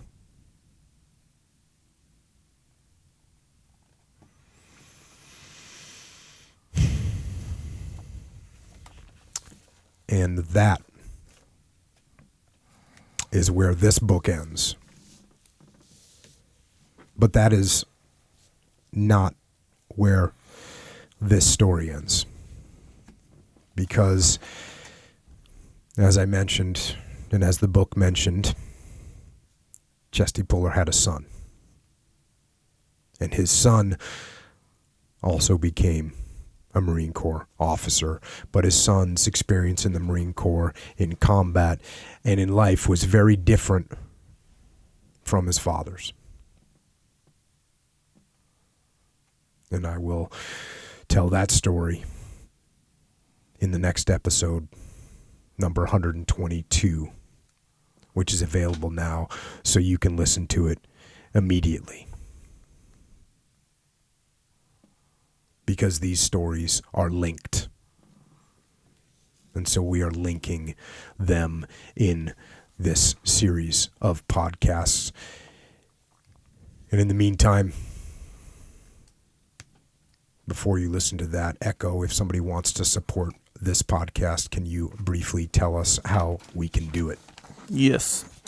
Okay, so briefly, we'll talk about the store, JockoStore. That is where you can get Discipline Equals Freedom shirts, hats, some rash guards on there, hoodies, and beanies are on the way. Promise. If not already, just, check on that, JockoStore.com. There's a lot of good stuff on there for women and also kid stuff, warrior kid stuff. Also, when you get the book, Marine, Life of Chesty Puller, I'm going to list it on the website in the books section. So on the top, you click there. It says books from episodes. And I'll have them all listed by episode. Click through there. Good way to support. Take you to Amazon and you get your book and get whatever else you're shopping for. Also, go to originmain.com. This is where you can get your gi if you're doing jiu-jitsu. When you do jiu-jitsu. This is where you can get your gi. All made in America. There's also rash guards on there. And there's some hoodies and sweatpants and stuff on there. Very comfortable. I went over that before. But nonetheless, go there. originmain.com. Also, originmain.com still, you can get Jocko supplements. We have Molk. That's the new one. Is that available yet? Yes. Boom. There you go. Molk protein powder, mint chocolate chip. Mm-hmm. That's the good one. Tastes good too. What else tastes good is Jocko Discipline, which is a nootropic pre-mission supplement. Good. A little bit of caffeine in there, not too much. A little bit. But for, it has the physical supplementation benefits and the cognitive supplemental benefits. So get down, called Discipline. Also, joint warfare and krill oil, Jocko Super Krill Oil. These supplements are for your joints. Don't neglect your joints. It's a big deal. You can be able to lift 500 pounds. But if your elbows are jacked up, you're not going to be able to lift that 500 pounds. Maybe you got to warm up a bunch. But I don't know. It'll mess you up. If your joints mess up, it's a big deal. Anyway, take care of your joints. Super Krill and joint warfare. All made in America, by the way. Everything in Origin Main. Made in America. Also, for fitness gear like kettlebells, the cool ones I get, primal bells. There's actually a lot of good stuff on Onnit.com. Go /Jocko. Good way to support. Good workout gear on there. Also, if you want Jocko white tea, I'm going to put that on the store, I think. Make it easy. But it's everywhere. Jocko white tea you can get on JockoStore.com. I'm going to put it on there soon, if not right now. Amazon, of course. And you can go to JockoTea.com. That's kind of the main hub. And then so if you're shopping internationally, it'll direct you to where you can get it. I think that's what I'm going to put on the store so we can ship it to Canada and stuff. There's a whole thing. Anyway, I'm going to make it easy. So actually go to JockoTea.com. That'll direct you to wherever you are and however you want to get it. Also, subscribe to the podcast if you haven't already on iTunes, Stitcher, Google Play, Spotify, wherever they have podcasts. Subscribe. Good way to support. Also, YouTube. Video version of this podcast. Also, excerpts, little lessons kind of just taken from each episode, and enhanced excerpts. If you're really into feeling the message, just doctor them up with some music or something like that. Also, Psychological Warfare. If you don't know what that is, it's an album with tracks. Jocko telling you pragmatic advice, how to get through moments of weakness in your campaign against weakness, like workouts. Like if you want to skip the workout or you want to slip on the diet just a little bit, just refer to one of the tracks on there. Jocko will tell you, hold the line, as they say. Check. And, speaking of subscribe and subscribing, we have a new podcast out, and it's actually separate from this podcast. The new podcast is called the Warrior Kid Podcast. Ask Uncle Jake. Like I said, it's a separate channel, so you have to subscribe to it separately. I did that because, as you know from listening to this podcast, there's some podcasts that are for very mature audiences, and you wouldn't want to have your kid listening to that, a kid podcast, and then all of a sudden a very violent podcast comes on. So we separated them. The Warrior Kid Podcast, questions for Uncle Jake, and I think Uncle Jake has lessons for everyone, regardless of age. Yeah. I think teachers and parents and big time would want to listen to that as well. Yeah. We've got some great feedback so far on it. So that's called the Warrior Kid Podcast. And on top of that, there's a new Warrior Kid book. It's called Marc's Mission. If you actually want it, you should order it now through whatever channel you want to order it from. Go to your local bookstore. Go to Amazon, go to Barnes & Noble, order it so that you have it when it comes out, so that the publisher knows how many to make. Because otherwise the publisher thinks, oh, well, we won't make that many of them because there's not that many people that, are going to buy this. They're wrong, because you all are going to buy this. So if they don't know that, they don't make enough. It takes too long to get it once it comes out. So order it now. Other books you can order: Extreme Ownership,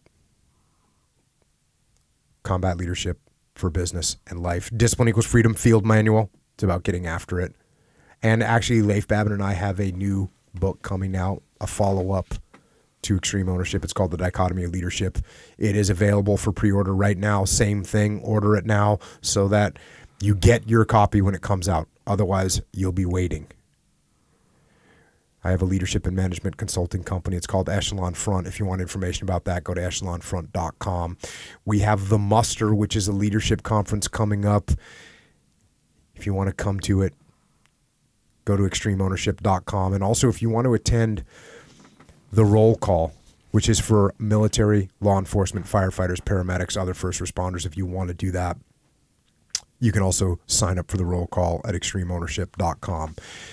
And with that, as I just mentioned, these podcasts, these 3 podcasts that we're doing right now are all linked. It's one big story with a thread running through it, and we are releasing them all at the same time.